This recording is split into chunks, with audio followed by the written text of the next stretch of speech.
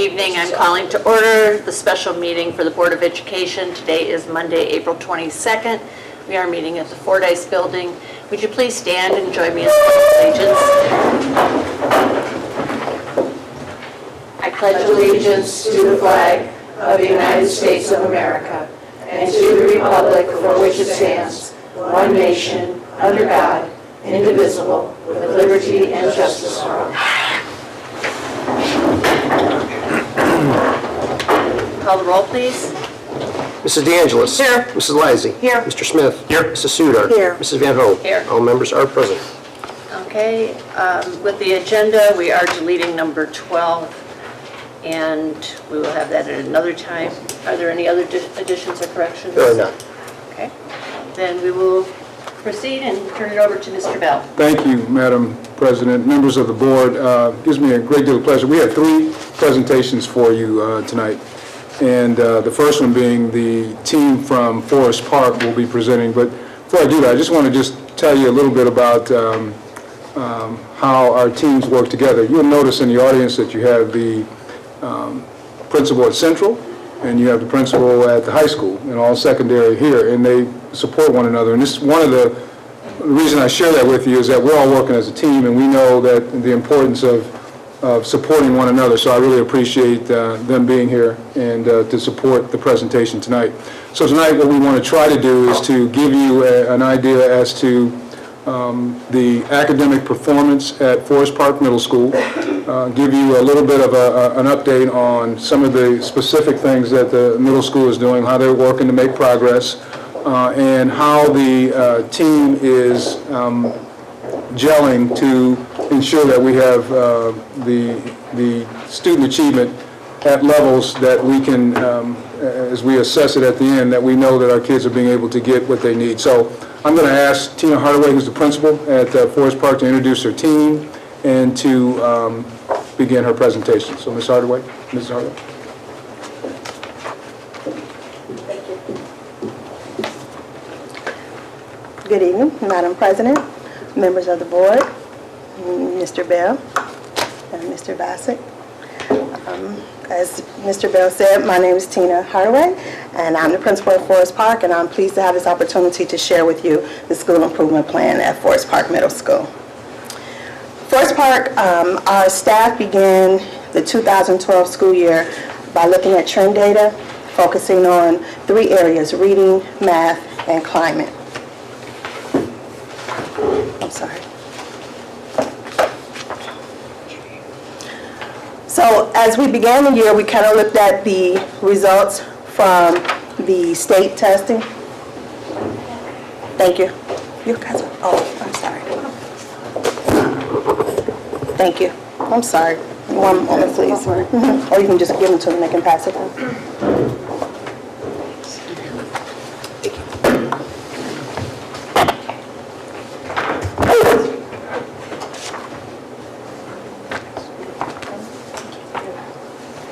Thank you.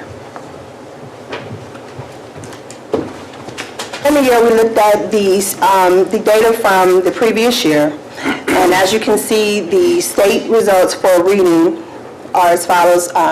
Certainly, we did not make AYP, but we definitely are making some gains and strides in the areas of reading, but we missed the mark in 6th, 7th, and 8th grade for AYP.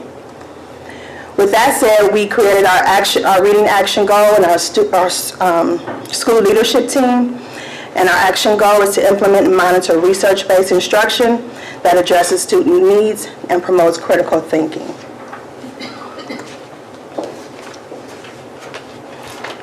Our reading strategies include silent sustained reading. It's something that we tried to do last year during team time, which is the other half of their lunch period. And this year, all students are reading for 20 minutes in one of their core subjects. Each core subject teacher takes a different day of the week. We also analyze common form of assessment data, which is data that comes from all the different teachers that teach the same grade level. We do this at least 4 times per quarter using the 5-step process. And through the 5-step process, we're able to identify the student's strengths as well as the areas for improvement, come up with some strategies, and then set SMART goals to be able to assess where students need to grow. We've had focused professional development in areas of research-based instruction, also in how to take students to a higher level of thinking through Bloom's taxonomy and even some differentiated instruction, but it's been pretty focused throughout the entire school year. We've also maintained an effective year-long reading support program, and this has been a huge asset to our school. We took a look at the OEA data from the previous year, and we used that to identify the students who need to be in the reading support class. We use the Ames Web data, which is our benchmarking for, we do this 3 times a year. We use this particular data to make instructional decisions about what needs to be done in the classroom and for specific students. And then the students have an opportunity to keep track of their data, keep track of their progress, and see where they need to move to continue to reach their goals. In the 6th grade, just taking a look at the reading support class, what you want to focus on is the red is shrinking, and please keep in mind that the students who are in the red are deep in the red. These are the students that we targeted from the OAA to address and have signed up for this particular course. And so in the fall, with our Ames Web or benchmarking data, you can see here on the far left that this is the original data that we had, and then we assessed them again in the winter. And you can see that some of the students that were deep in the red, they did move to the yellow. We've also had students who were able to test out of the class, and so that is a great thing. You want them to be able to test out. And there are some students who may not test out, but they are showing some gains. And that's 6th grade. In 7th grade, we also have students who were deep in the red. We noticed that the red was shrinking. One of the things is that we began to focus on students in the red. And I don't want to say we lost sight of anyone in the green, but we did start to kind of focus more on the students that were deep in the red. And so that will explain some of the loss that we had in the green. But again, some students moved out. But when you look at the data, these are percentages, and there are about 30 students at each grade level that are in these classes. 30 students each grade level. We started out with 40 at each grade level. It was a bit much, so we did reduce the numbers, and as students were earning their way out of the class, we didn't put as many back in because we noticed that that did affect it. Then in the 8th grade, it's about maybe 1 student who contributed to the red growing a little bit, but as you can see, the green is growing there, and some students are making some great strides. An example of what we mean as far as making strides, you can see here on your chart. The students here, like this is the original progress monitoring. Well, we started here, we went here. What we decided to do as a school leadership team is begin to progress monitor students more often, just so that we would be aware of what's going on. The target is here at the star. This particular student, you can see the dates here, and they continue here. Now this student you may look at this and say, well, they reached their target, but what we're looking for is consistency. And so this student is not out of the class, but we're just continuing to progress monitor. And now this is the type of data that a student can see on their own of themselves, so they know what they're trying to do and what they're trying to accomplish. In regards to math, we looked at our state results. And in 6th, 7th, and 8th grade, we did miss the mark. Of course, we did have a few gains, but we're definitely not where we want to be. Our action plans for math are the same as our action plan for reading. Some of our strategies are very similar because we continue to use the 5-step process for all subject matter. And we continue to look at common form of assessments for all subject matter. In our math classes, every student has access to what's called First in Math. First in Math is an online program where students are able to work on their basic skills. They earn points, they can earn trophies, they can compete against each other. And so that's a great tool that they can use in school or out of school. We've also established co-teaching math classes for each team. So there's at least 6 co-teaching classes in our school where students who have an IEP are also in class with the other students, and there are 2 teachers in the classroom. We established a math support class for all math teachers. So again, there's 6 math support classes. So those students in math support have at least 2 periods of math a day. Again, we reviewed our testing data from the previous year to identify the students who we wanted to have in our math support class. We use the Ames Web data, again, to make those instructional decisions, and the students in those classes are also able to look at their data and track their progress. In 6th grade, these are the math support classes for all the 6th grade teachers, and you can see that there's a few gains here. The red is shrinking, the green is growing. We're making some strides there. And we kind of began to look at what's different about the math and the reading, and what we kind of beefed up the math, but what were we doing with reading? And so those are some of the things that we talked about in our school leadership team. In 7th grade, we had 11 students test out of 7th grade math. When students test out in the math classes, we grabbed more students who are showing us that they're deep in the red and add them to the class. But we're very proud of the students that are testing out. And those students, again, are showing consistency.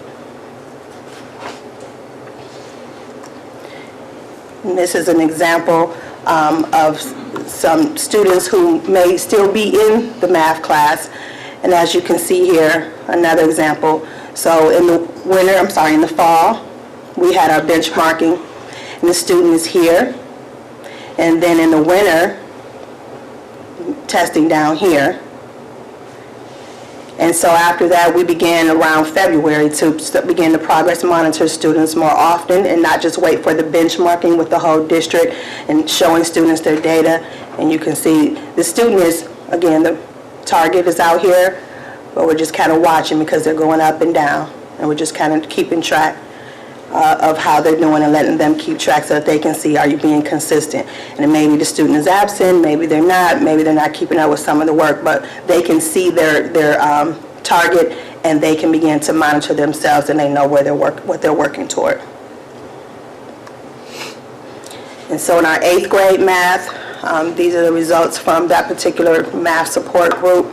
And you can see that the red is shrinking, the green is growing, and definitely we're proud of the gains that we're making in the 8th grade math as well. Both action goals refer to us working on our critical thinking skills. So let me explain this chart. On the far left side, these are the categories for Bloom's: remember and understand, apply, analyze, and evaluate and create, What we wanted to focus on was the top 3, which are analyze, evaluate, and create. So we've had professional development in coming up with instruction that addresses those particular goals. This chart shows the reading in the first quarter and where we were, and then currently some of the gains that we've made in the higher levels. This particular chart shows the math for the first quarter when we began to look at the data.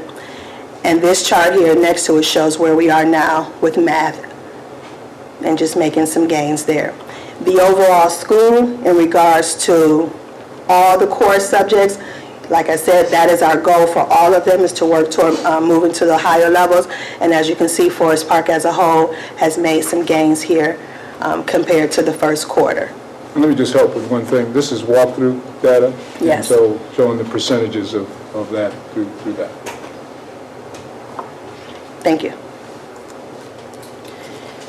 And now I'm going to move on to our climate. In the previous year, we had 503 incidents that resulted in out-of-school suspension, which definitely makes us take a look at our climate, and this was happening by about 30% of our population.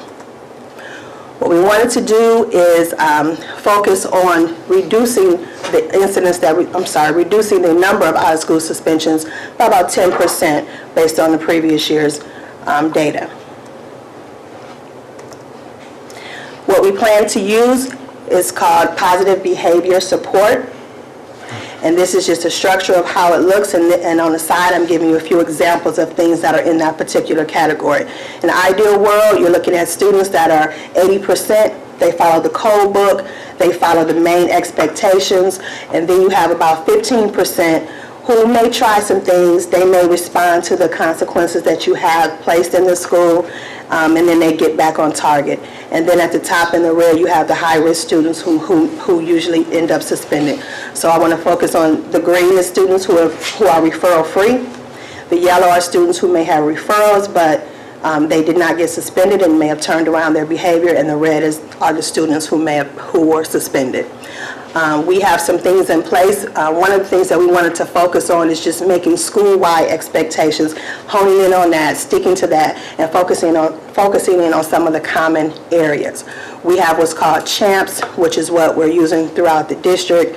Just speaking the same language to the students so that they understand, and no matter where they go, whose classroom they're in, that they understand what's expected of them, along with the Euclid Way, the middle school handbook, and something that's called Start on Time, which helps our hallway behavior as well as our tardies.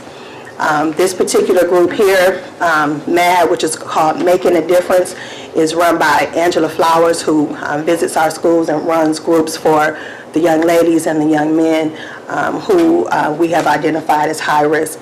And then we have teachers who put students on passports as well and try to redirect their behavior.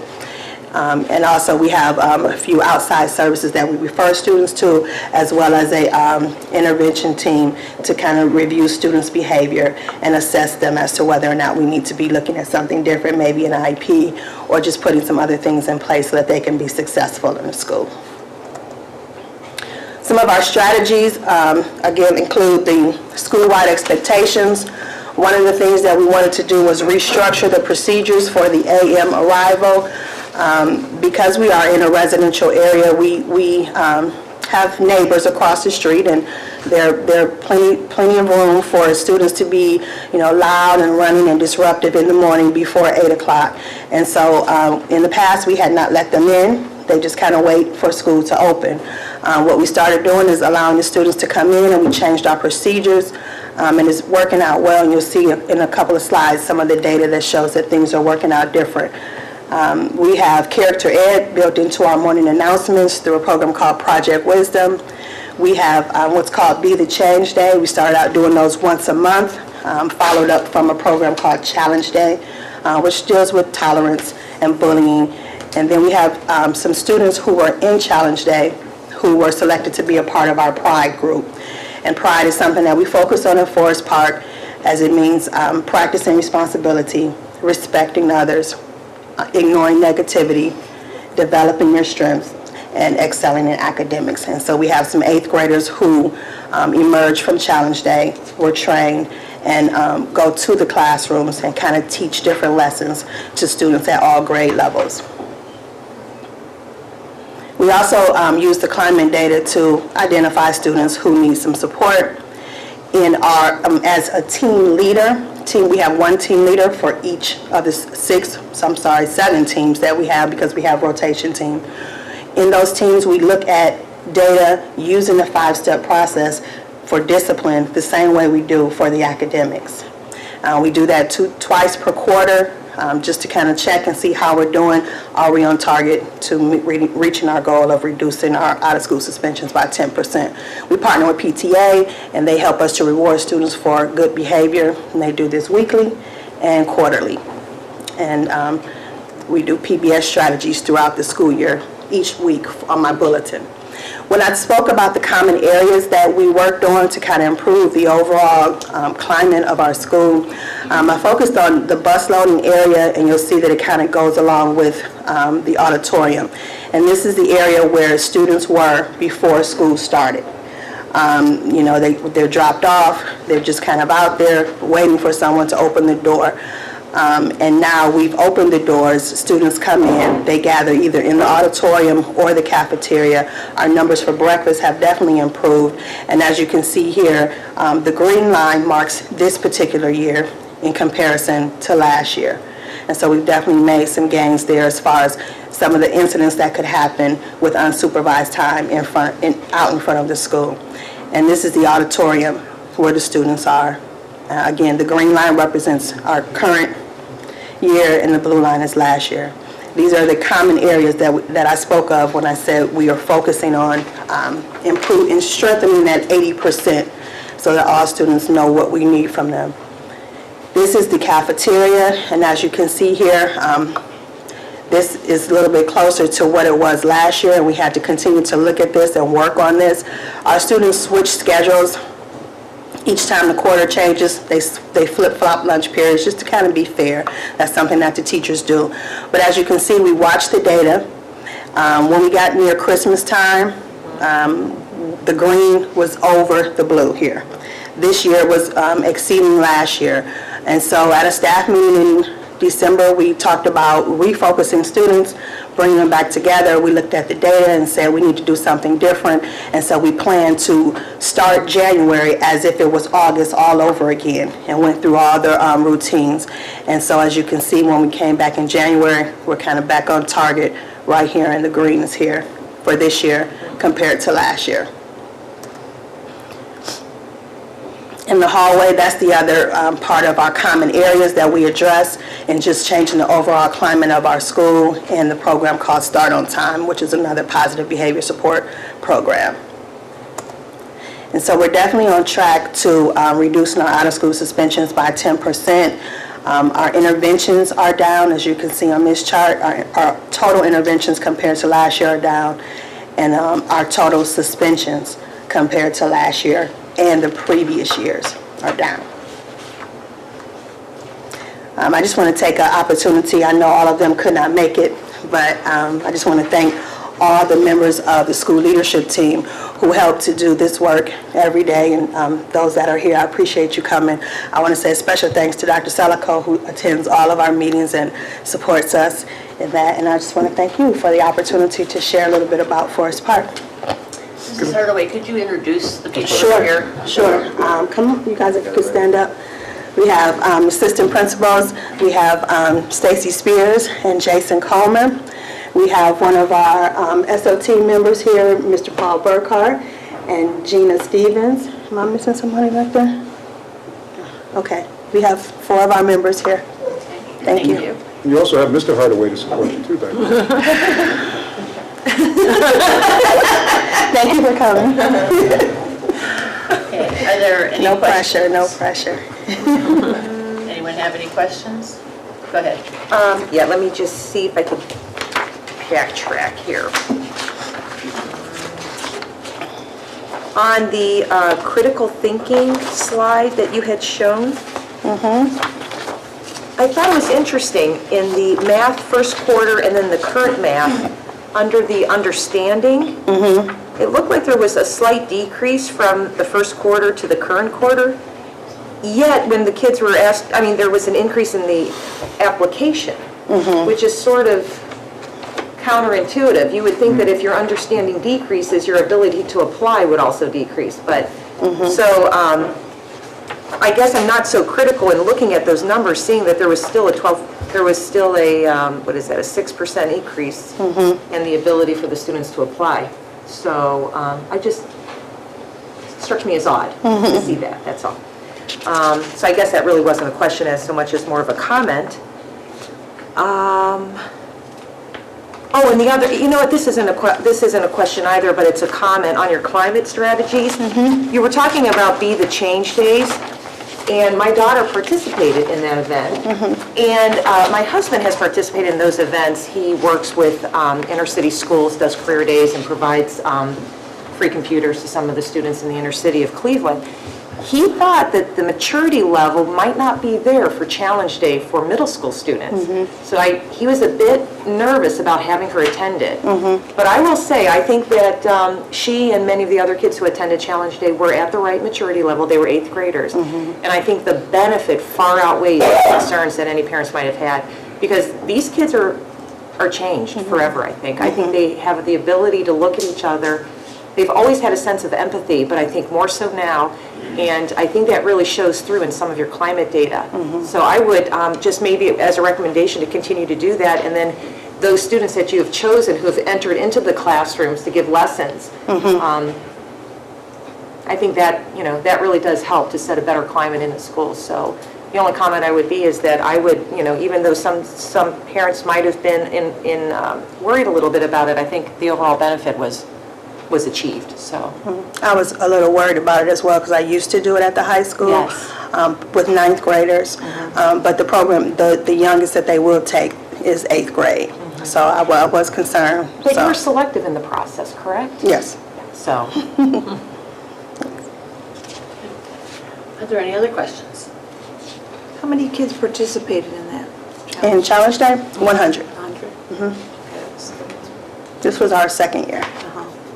I have one question. Yes. With the busing situation, Busing? with the kids in front of the school, before school, Yes. did the number of kids increase because of we lost the transportation, which was creating more of an issue, or was it the same issue beforehand? It was the same issue. They were just there and school wasn't open and they were just being middle school kids, but it's 7:45 in the morning, so. Because the buses pull through the back still, don't they? No, they come on the on the front. front. Okay. They're on the front. Wasn't there a time period when the buses went? It may have been, I've heard that, but it hasn't been since I've been there. Okay, It was because a 5-6 building, it was in the back. So, but one of the things we wanted to do was increase the number of students eating breakfast, part of the Play 60 program, and, getting that started.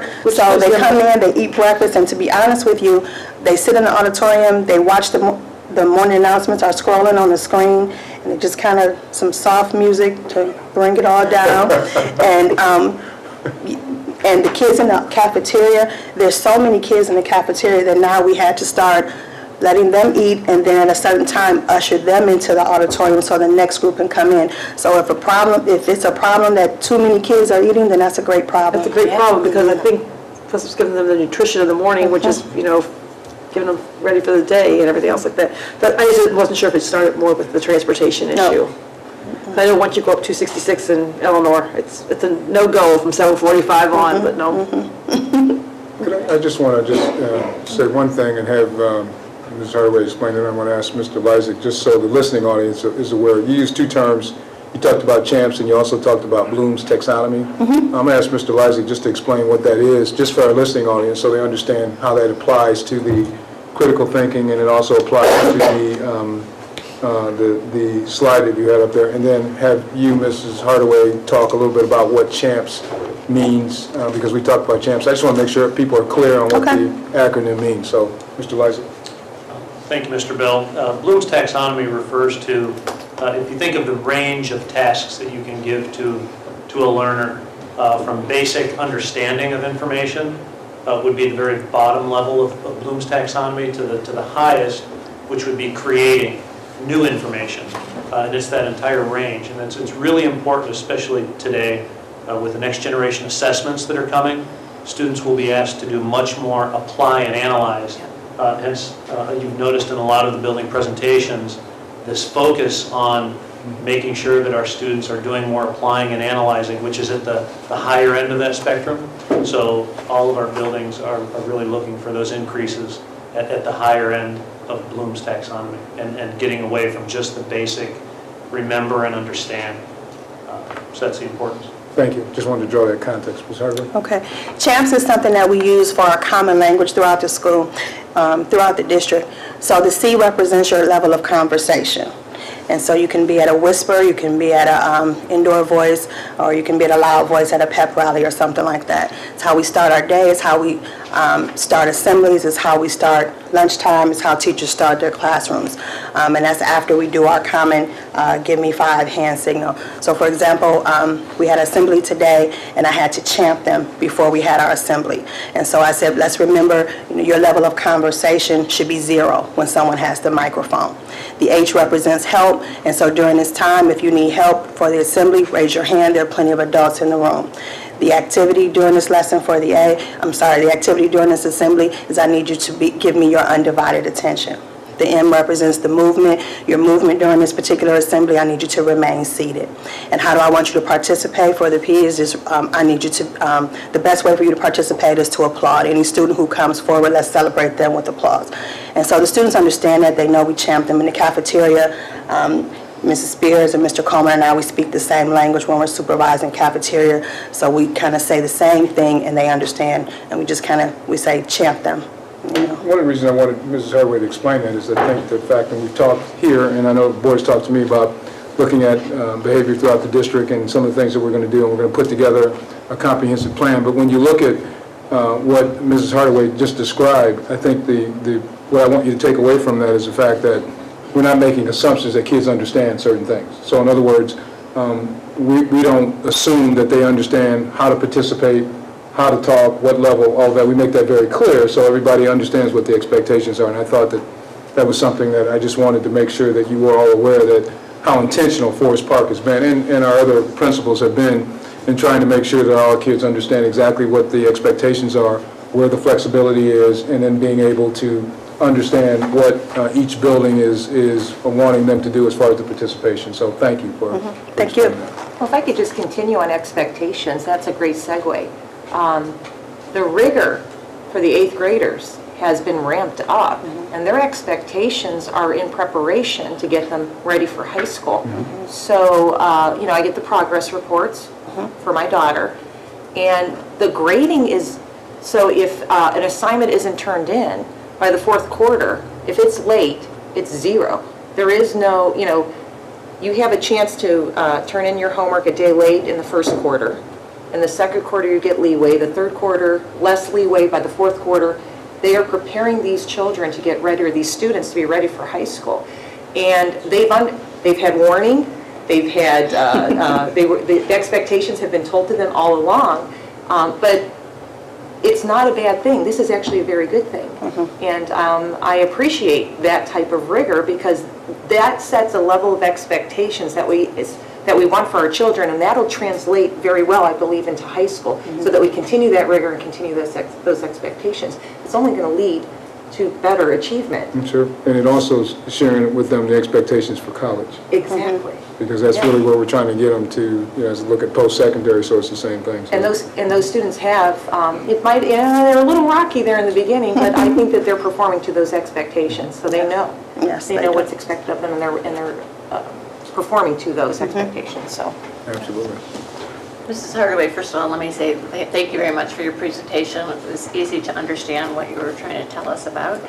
Under the professional development for reading, is the instruction on how, or the development on how to teach reading, or is it on specific to like how to teach reading in the content areas? More specific on how to engage students in a way that will take them to a higher level of critical thinking. So they've had professional development about their new material.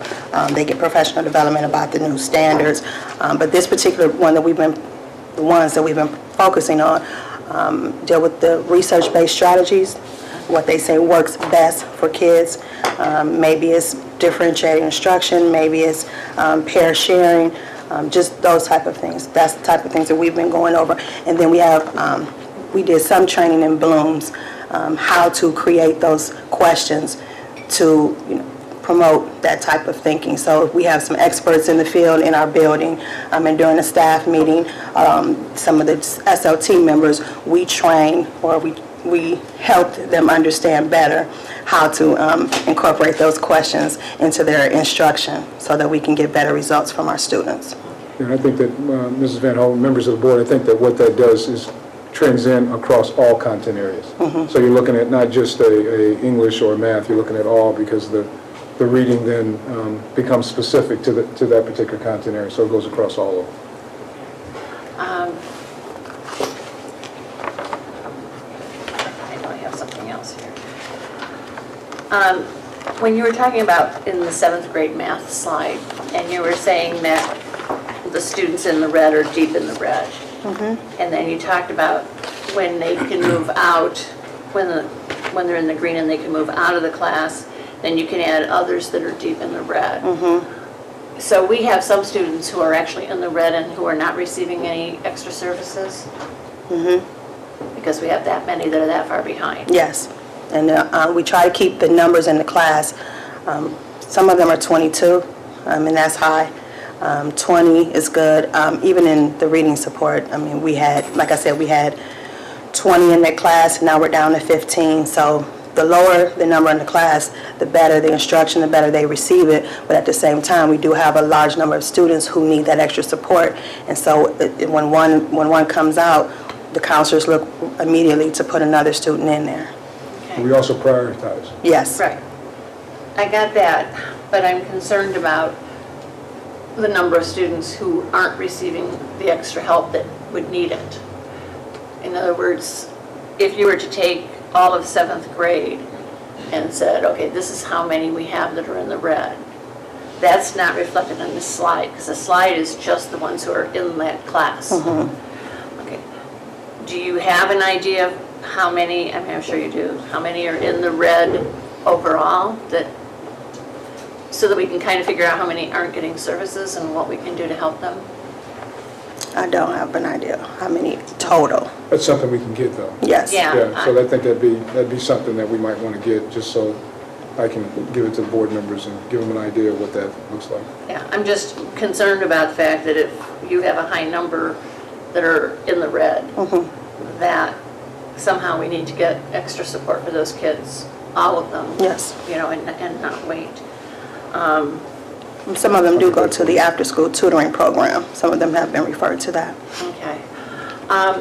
This one about, you had a student in math and you showed the graph, and it looked like the student was testing above, most of the time, above what the target was.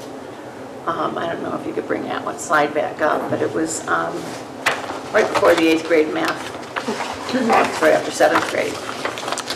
If I understood where the different lines were, it's in math, so it's going to be before there. It's right before the 8th grade mathematics. Yeah. Okay, Urban, next right, slide, right yeah, there. there it is. Okay. On the other charts, the black line was our goal. Is that not the goal on this particular chart? They're looking here. This is that particular child's target. And this child is going up and down. Right. And down. But And even most now- of the time, it appears that his target, that he's above, he or she is above the target. And I'm wondering if the target needs to be raised, or is that on level to get that person to grade level, or what? It is to get the person to grade level. And this one is for the benchmarking. We didn't start monitoring them weekly until after the winter benchmarking. And so I can't say, that they knew everything there or not. This is definitely an outlier there, and then they come back down. This one is not on target, then they go back up. So we're just looking for consistency with the student. When asked about a student who could show us some growth and some gains, this particular student's name was referred to me because they do think that he's making some great gains, but at the same time, just looking for him to be a little bit more consistent. I think the real question there, Ms. Harvey, comes into the fact that at what point would that student be taken out of there if they're above there, if the star is their goal and they're already scoring it here, at what point how consistent would they have to be in order for them to be taken out? Because we know we've taken some students out of They usually check for 3 times in a row. 3 times in a row. Because You've got more than 3 in a row, and that's where I guess I'm wondering why this student is still in the class when it seems like you might have some others that would be more needy than that particular student. And because the target goal is below the red dotted line as well, which is, I guess, This the trend this line, student which is kind of below. flat. Yeah, that's the trend line, yeah. The student is below grade level, and so he may be reaching his personal target, but it still hasn't reached the higher target to be proficient in math. Well, rather than speculate, what we'll do is follow up and take a look at that individual student and get you the information. Yeah, because if that target is only getting to his target, I can't tell how far behind Gotcha. that student is from this slide. All right. I think your bus and auditorium results are absolutely fantastic. That's really, Thanks. and I'm sure the neighbors around there are very appreciative of opening the building. So who's watching the students during that time before school starts? The principals, the security, and the educational assistants are helping out. Okay, that sounds like a good plan. Because that before and after school time seems to be the issue with middle school. So thank you very much for that. And if there aren't any other questions? Good job. Okay, thank you very much. Thank you.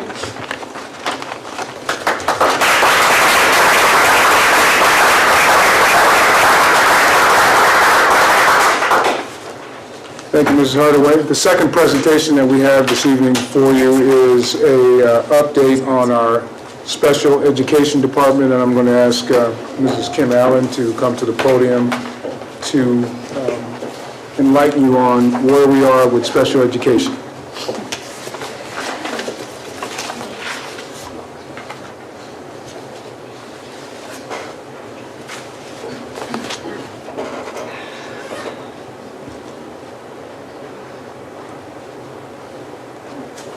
And really, to be accurate, she's really going to be talking about pupil services, not just special education, but we're going to emphasize some of the gains in special education. So, Mrs. Allen? That was the hardest part of my whole presentation, just figuring out how to get it there. Mrs. Van Ho, members of the board, Mr. Bell, Mr. Bassick, thank you for the opportunity to present tonight. I am flanked by my support team, flanked in spirit, with Sherelle Benton and Charlotte Ivy, who without their support, I couldn't do this, make the presentation, because I wouldn't have the information, nor would I have the confidence. So I thank them for being here. Tonight I want to talk to you about pupil services and where we've come from and where we've gone. The benefit of going this late in the school years, I've learned from my colleagues, and so the presentation I enjoyed the most was the then and now, so I copied it. There's no pride. I wanted to show where I feel we need to be going with special education and where the state and the federal government feels that special education needs to be going. And I started with special education because it is the largest component of pupil services. It is the most costly, it is the most student intensive, and it is the most important part of the work that we do every day. Our goal really is to maximize the services that we bring to students with disabilities within the district with increasing efficiency and by reducing our dependence on outside providers. And there are a lot of outside providers that are necessary for special education to function, not just in our district, but in all districts. So we have really spent the last 3 years trying to turn that aircraft carrier around, and it's taken us that kind of time to really impact some cultural changes that are good for kids and palatable to all of us that are in the trenches, because special ed changes every single day. It's a little bit different, and we have to keep up with those changes. But some of the things that are inherently not different are the number of students that we serve. We're serving 21% of the district's students in special ed.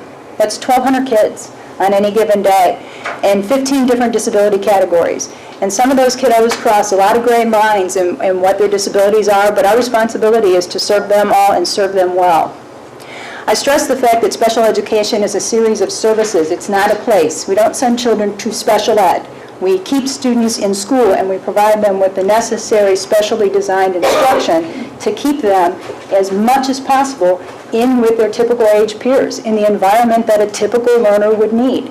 So that's what we have really been working on, and we do that with the support of our intervention specialists, our support staff, which includes speech and OT and PT, occupational and physical therapists, and then also our educational assistants, essential to getting that job done, and our administrative team, because that really is what makes up the whole team.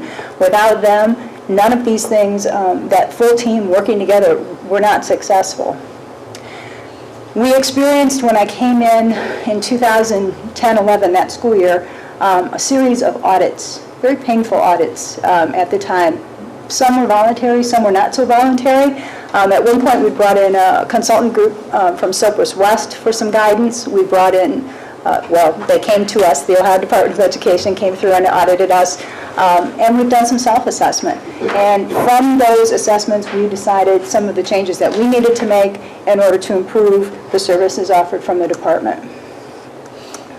So in special education then, in the 2010-11 school year, there were 74 intervention specialists, roughly 130 educational assistants, 18 related services staff, 3 homeschool counselors, and 1 special education coordinator.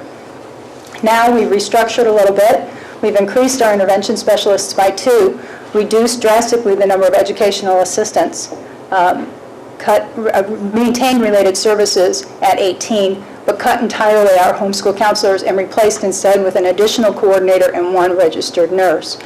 And that gives us a full spectrum of services to provide students with more support and with staff, to provide staff with more support to get those jobs done. Special ed has been measured up until this point almost entirely by compliance. It's my favorite, the bane of my existence. It's not my favorite part of my existence. When we came on board as a team in the 11 school year, there were only 72% of our individual education plans, also known as IEPs, that were done in compliance, meaning on time and accurate. 72% of the 1,200 that we do every year. We were at a 66% compliance rate on the ETRs, or the evaluation team reports, those multi-factored assessments. You may have heard them spoken of that way. That's the evaluation that happens before a child is eligible for special ed. They have to be evaluated. That 66% really is only 2/3 of our documents were done in compliance. They were not done on time. That was the biggest compliance error, was the timeliness of our documents. They may have gotten done, but you don't get credit for it if it's not on time. It's a little bit like our 8th graders that have to get their homework in on time. And then when we looked at both sets of documents, the content was very weak. This was the report that we got back from the Ohio Department of Ed. And so we had to do something. Much of it was mandated through a corrective action plan. We stayed in corrective action for almost 18 months. To correct all of these violations, both the individual ones and the systemic ones. And as a result, today, we're at 99% on IEPs. I'd love to be able to say 100%, but the truth of the matter is, things happen for a variety of reasons where you miss an IEP meeting, where a student comes into the district without valid documents, and that does weigh against us as well. But I can say that we are 100% on those evaluation reports. So we are getting those done in a timely manner. And the content on both sets of documents is much improved. Now, they're not great yet, but we're well on our way to making documents that are meaningful documents from which to teach and to diagnose student needs. And those are the 2 pieces of the puzzle that have to come together. When we started, we had 5 preschool classes. We had 0 classes designed specifically for students with autism. We had 4 classes specific to students with multi-handicaps. We had 10 classes for students who are emotionally disturbed. You might think of them as behavior disorder kids, the old language, severe behavior disorder. And we also were running simultaneously a single school at the former Glenbrook site to manage the most severe behavior disordered students. And we weren't doing any real co-teaching to speak of. I'd like to say it was a benchmark year, but even then I'm not so sure. We couldn't really get a good number on who was co-teaching consistently every day in a 2-person team. Now, the reason that these services, I highlighted these, is because these are our needy populations. Preschool is essential to a good start. We have to have preschool services for our students in the community at age 3. That's a requirement for us. And so we need to make sure that we're giving those needy children the best foundation we can. Students with autism, while they run on a very wide spectrum, are some of the most challenging students to teach, in that the spectrum is so wide. So some kids are fine in a general education class or with minor intervention, but many of our students need really intensive support to be successful in school. And not having any of those services in district meant, of course, that we were sending them out of district, which is a very costly and disruptive process because they're not in the home school, they're not with their siblings, they're not with their peers, and it's a problem. So those students in particular became a targeted group for us to look at how can we provide them services. I mention multi-handicap because the population is growing. As the county boards of MRDD or the Developmental Board of Children with Disabilities shuts down all of their services that they offer and pushes students back into the community, we need to absorb them and have a plan for how to do that. So our population has grown significantly, and so have our services. We did look at students with emotional disturbance because they, too, are a group of kids that are very costly if we cannot keep them in district, and their needs are very disruptive to the general population. So finding a solution to that group of kids has been very important. So today we're running 7 preschool units, 2 units specific to autism, and we started with the elementary school students at the primary grades with a group of students in the K1-2 range, and then the following year added the 3-4-5 range so that we can continue to grow those services as the children mature. We will later add, of course, a middle school and a high school as that becomes, as the kids kind of feed up.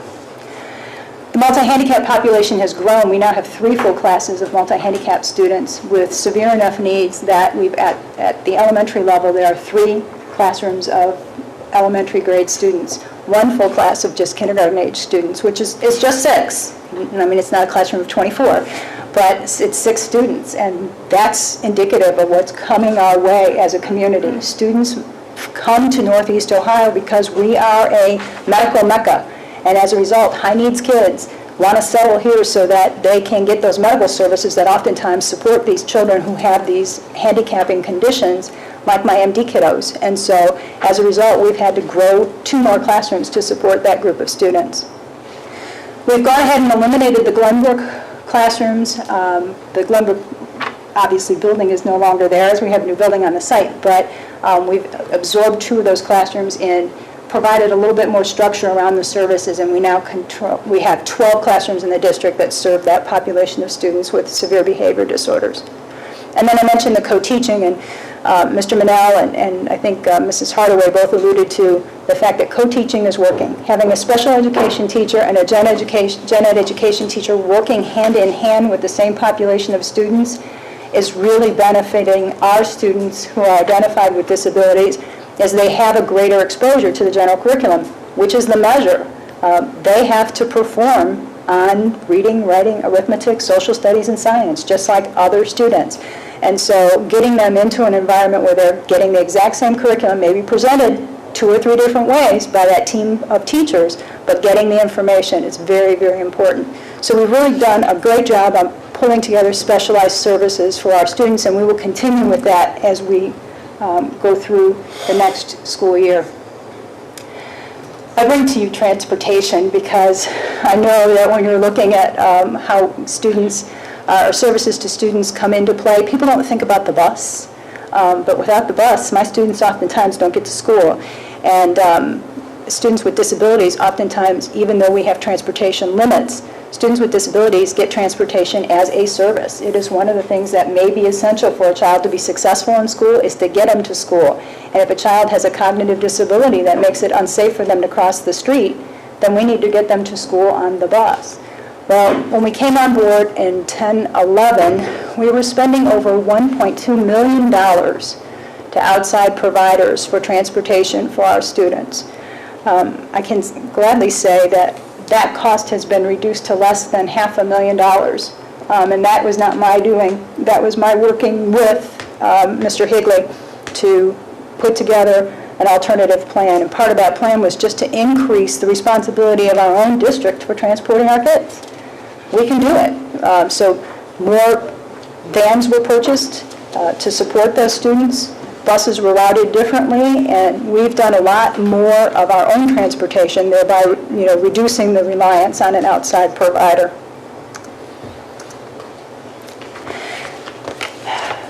Graduation rates.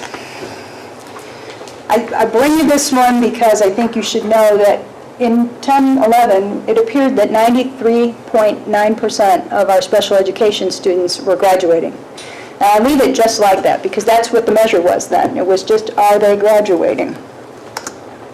But by the time we get to 11-12, things start to change and reporting changes because now we're looking at the number of kids who graduate in a 4-year and the number of kids who graduate over 5 years or beyond. So I haven't quite figured out why the numbers are the way they are, but we only were getting 74.8% of our special education kids to graduate on time last school year. And then any student that was still left over was graduating. Of the remaining students, only 67% of them were graduating at 5 years and beyond, is how I understand it. The bigger thing is, I don't know where we're going moving forward. The question is, students with disabilities are allowed to remain in school until their 22nd birthday because their needs are such that they have to be here sometimes at a slower pace with the curriculum and the content. They won't graduate from high school in 4 years. Nobody has seemed yet to figure out the discrepancy between IDEA and these measures for graduation rate, and it's a problem. It's a very big problem. So I'm very concerned, and the advocacy groups that work with pupil services and special education have yet to reconcile this fact. But I bring it to you because it's problematic, and it is going to weigh heavily on how we move children forward. Social graduation or no social graduation? Do we start holding students back in middle school so that they don't start high school until they're a little older, so that you have the possibility of a 4 or 5 year graduation rate? It's going to be a very serious problem. When you think about one high school that's impacted by these graduation rates, and there are 385 special education students at that high school, this group of students, 20% of them, are at the high school impacting that graduation rate every single year. So it's something moving forward that we really need to look into. The last thing I bring you on special education is our student achievement history. And I made this print very small on purpose because I don't want you to dwell on it, because overall, it's not good. You know, if you can't baffle them with brilliance, I look at those numbers and I just find it abhorrent. There's no other way to look at it. Over the years, we've done nothing but decline in our student performance. And part of it is that the target, of course, has moved for proficiency. So in those first couple of years when we were scoring in the 50th percent, that was great because the target was not quite so high. But the target hasn't moved much in the last couple of years, and yet our student performance has done nothing but decrease. It's a little scary. Mr. Bell was kind enough to come today and talk to the special education staff at my monthly meeting with them, and you know, he said it clearer than anybody. If 21% of your students are not are special education and they're not making proficiency, they're not on target, that means the best you can do is 79% if everybody comes in where they need to be. That's alarming to me. And so while we've spent the last 2.5 years really working on compliance, we're done with compliance. Compliance has to become like your heartbeat, like breathing, that it's natural and it's automatic and it's expected, because our real efforts have to go into achievement. Kim, I just want to say one thing to members of the board. I believe it was 2009-10 when the actual change in how special education was calculated, because I know when I was in Columbus and we were going through this, we had gains, and then in 2009, 2010, the formula completely changed in how special education was evaluated. So it impacted a lot of school districts in a negative way. And if you know, with these types of children that have some of the support that they need, the transition to get them turned around occurs a lot slower. So you see, you'll see a slide, and it's indicative of that. I believe it was 2009-10 when that change occurred. And it's not for lack of trying on the part of our staff. I think it's really on our part, it's going to be a big change in the way we've done business. And just making that cultural change around compliance has shown staff that we can do this. This is not beyond our grasp. And so now we are going to change our focus from a compliance to achievement. And staff will very quickly rise to the call, I'm sure. And so over time, I'm hoping, and the co-teaching, I think, is our first foray into really putting achievement first. And the next one, and I'm thankful to you for making the decision at the last board meeting to determine that Wilson Reading should be given an opportunity to prove its success.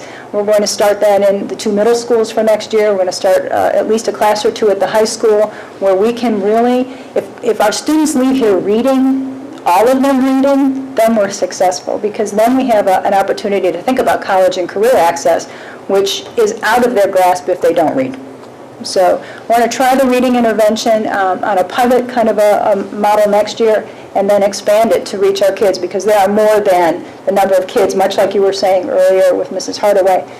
There are more kids that have the need than we can provide the services for, but we have to start, and we have to prove that it's a valid program, and our data so far has been fabulous, but the pool of children from which to draw that data is only 12. And so when you're talking about a pool that's that small, when you expand it to a larger scale, I'm just not sure what that's going to look like. But I have every indication it's a scientifically proven method of instruction, and I believe it's going to make a big difference for our students. On another note, Pupil Services has a ton of data collection too. When I came in, had rooms and rooms, and I'm not kidding you, rooms and rooms of paper files. We had many different data platforms. We had EMIS errors that would come down and give me headaches for days and days, and Mr. Bartkowski, I know, felt the same way. The superintendent felt the same way. The EMIS errors were ridiculous. That's a cost to the district. It's not just a cost in money, it's a cost in human resources. The amount of money that we would spend, the time that we would spend chasing down files and chasing down EMIS reports and all of those things. We've really done a lot of work partnering together to make things change. So now you will find that there's electronic files for all of our students. Special education students are available. Their files are available online, internally, not to the public. We've really merged our data systems with IEP Anywhere, which is our system that we use. I've increased our revenue through HPC, which is a service that allows us to go in and collect back from Medicaid for services that we provide to students. And so we've really put an effort in on that one. And really to maximize our funding from ODE with proper reporting and providing the services that student needs, just getting it right the first time. Another branch of the Pupil Services House is gifted education. And I was part of the previous gifted education program, because when I came on here, that was my sole function, in addition in the Pupil Services realm anyway. And when I came on board, we had pull-out services only for our elementary students, grades 3, 4, 5, and at that time that was at TJ. And we had a mishmash of what was happening at middle school, more of a push-in model than anything else. And you know that for high school services, gifted children self-select, so they can choose PSEO, or they can choose to do an AP course, or they can choose to take an honors course. So in the high school, we don't focus so much on the options that we provide for the children, but what options they choose. We also had courses that were designed at the middle school to allow children access. We wanted them to get to geometry. Many of our kids would come in and they were ready for algebra as 7th graders. They took pre-algebra as 6th graders, algebra as 7th graders. Well, what do you do for 8th grade? So we shipped them over to the high school and provide them first period with geometry. We made sure that they had accelerated language arts, accelerated math if they needed it, but for some kids that wasn't enough, and the math had to go to the high school. When we move forward, and these are part of some of the conversations that we've had recently, we will be moving towards self-contained services for elementary students. Middle school would include the geometry on site, and then, of course, a single site for services, so we have a large enough cohort to teach at every grade level, so that we can keep kids together. We have a sustainable class size of 15 to 20 students, so you can teach a meaningful language arts class. So that's where gifted is headed. And then finally, the last piece of my puzzle is registration. If you ever yeah, you smile. If you ever walked in here, and before I went to Pupil Services, I would walk in the months of August and just cringe at the number of people who would wait in our lobby to register. We had walk-up registration, and with families who register the week before school starts, or sometimes 2 days after school starts, those first 2 weeks of school and the week that preceded it were very ugly here at Fordyce, and not community-friendly and not kid-friendly. So we really started to look at how to fix that. And so we went away from that walk-up registration and take a number, which reminded me always of the West Side Market, and moved really towards something a little bit more 21st century. And one of the first changes was to make an appointment. register a kid, come anytime, just tell us that you're coming. And so we have moved to an appointment schedule, and that has proven very beneficial. All those forms that you need, you don't have to come here and get them online, fill them out at home in the leisure of your dining room table, and then come in with your documents, and you can be in and out of here in 10 minutes. It's that fast, if we just get people in on time. This year we tried to push the early kindergarten registration. We have not really had a good shot at getting kids in here nice and early. Register now for kindergarten. There's nothing to stop you. Get your 5-year-olds' paperwork together and get them in here. We went so far as to hold evening appointments. We will consider Saturdays. We will consider after school. As school, we get closer to the start of school, we'll do late nights again to get kiddos in here because we just need to get those kids in. Those first few days of school are critical for kindergartners.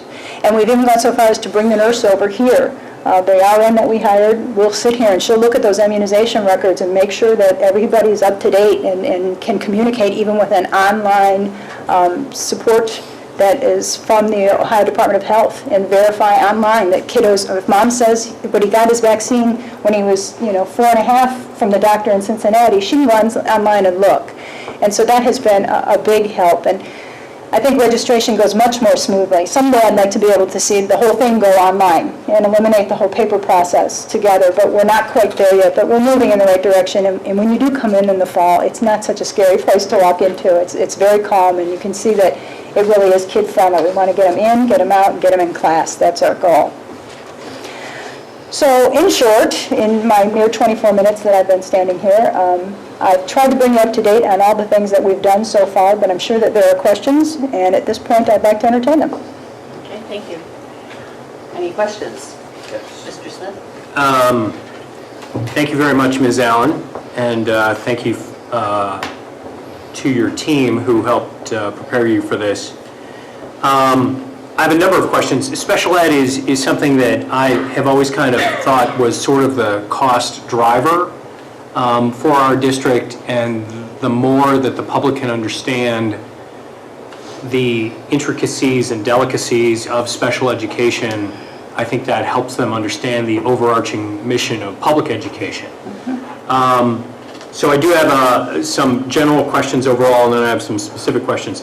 In your second slide, you said there were 15 disability categories. I'm wondering whether or not those are 15 disability categories only here in the Euclid district, or whether or not those are kind of universally seen. Those come from the Federal Office of Special Education, and so there are 15 categories ranging from speech and language impairment all the way to traumatic brain injury and everything in between. So deaf and hard of hearing, students with specific learning disabilities, emotional disturbance, preschoolers. Okay, so do we serve all of the federal categories, or do we only serve, say, 15 out of 18? Oh, no, we serve them all. There's a student in this district that has one of those disabilities somewhere. Okay. And I don't know if you would have this information, or perhaps Mr. Vasic would have this information, but do you know, because, one of the numbers that is easy to print in the paper, but it's hard to explain, is cost per pupil. And the higher the number and the higher the percentage of your special education student population, the cost per pupil is going to naturally go up.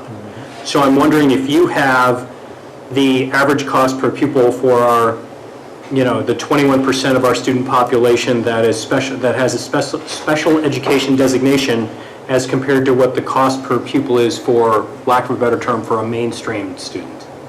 Well, I can tell you foundation-wise, it varies on the disability category. So no, I don't have it broken out by student, but I can tell you that I have the largest discretionary, and I use that word in quotes, budget of any department.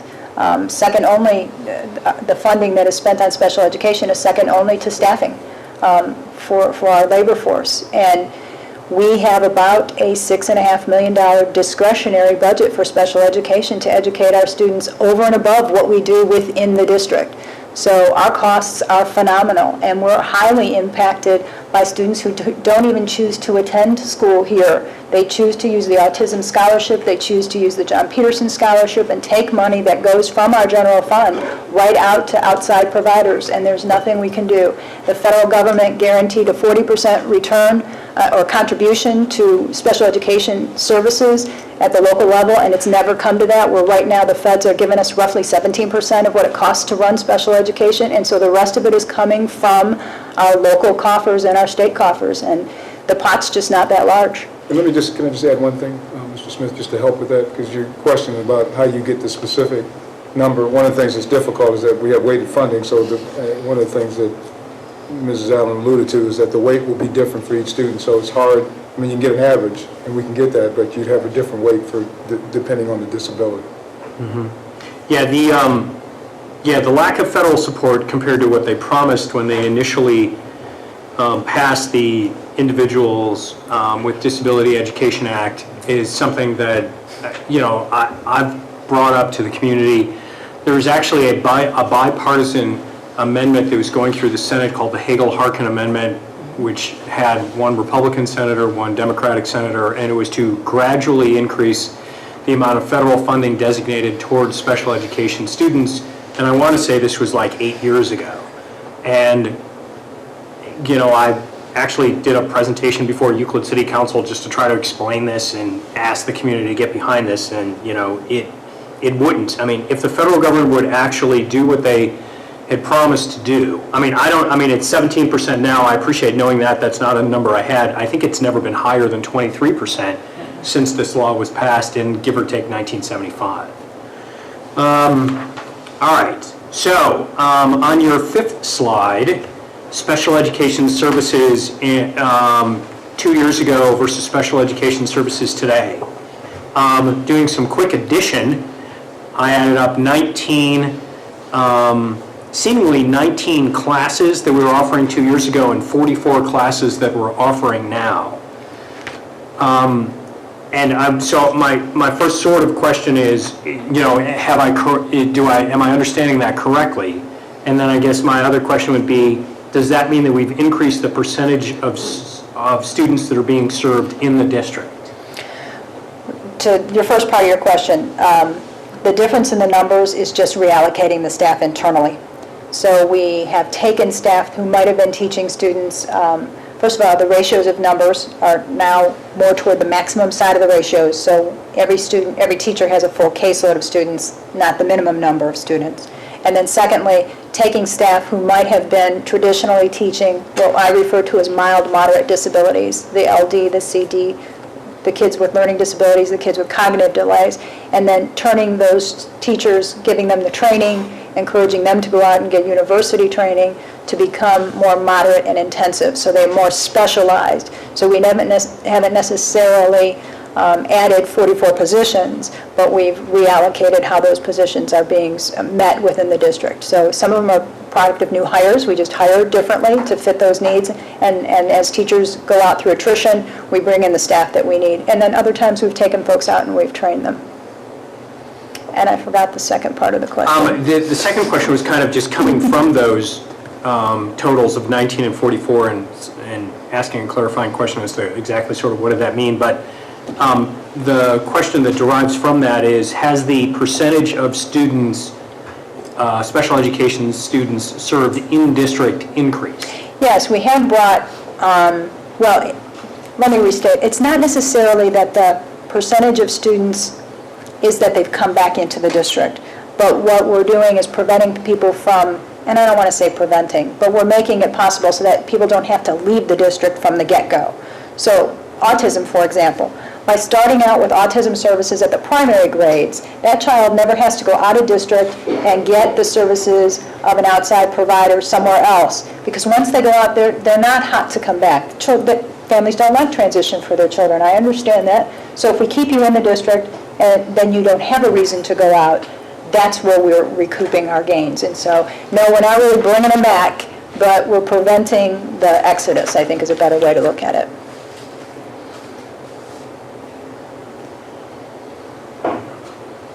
Did you have more? No, I mean, I would like, and I understand the whole nature of the weighted cost per pupil that's that's designated with one of the 15 special education categories.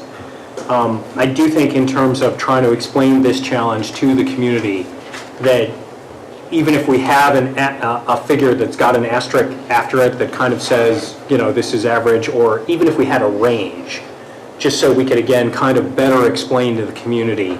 I think that is a very helpful piece of information, comparing, again, for lack of a better term, the mainstream child versus a child who's in the special ed category.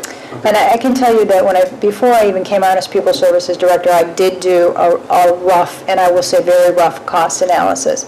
And the difference of educating a typical child based on foundation dollars was about $5,200 for a typical student, and the cost on average for a special education student at that time was about $12,000. Yeah. But that's it is a very loose interpretation, and because you're talking about, you still have to hire staff, whether it's a gen ed teacher or a special ed teacher, doesn't really make a difference, but when we broke them out by categories at that time, it was more than 100% additional cost for a special needs student. Right, and that's what that's kind of what I suspected, but, being able to have those numbers so we can explain that to the community, I think increases the community's understanding as to what the challenges of special education are on K-12 education that, is facing cuts at the state level and promises that have never been made whole at the federal level. Got it. Mr. Vassick and I will work on that.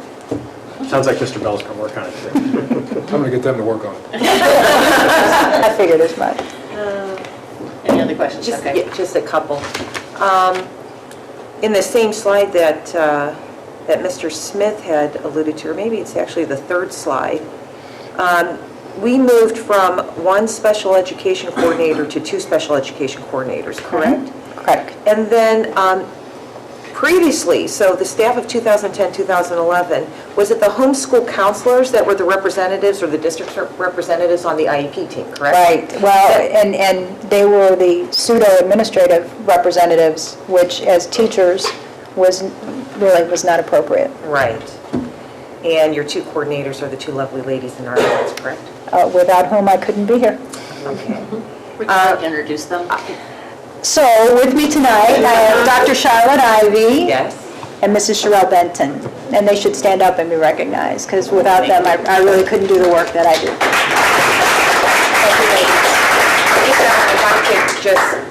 I just have to say this. So the next slide shows that in 2010, 2011, you were 72% compliant on your IEPs, and that jumped to 99% compliance today. I think in part that number has increased specifically because of those two lovely ladies in the back. I have had a daughter who has been on an IEP, who has been receiving intervention services since she was 15 months old.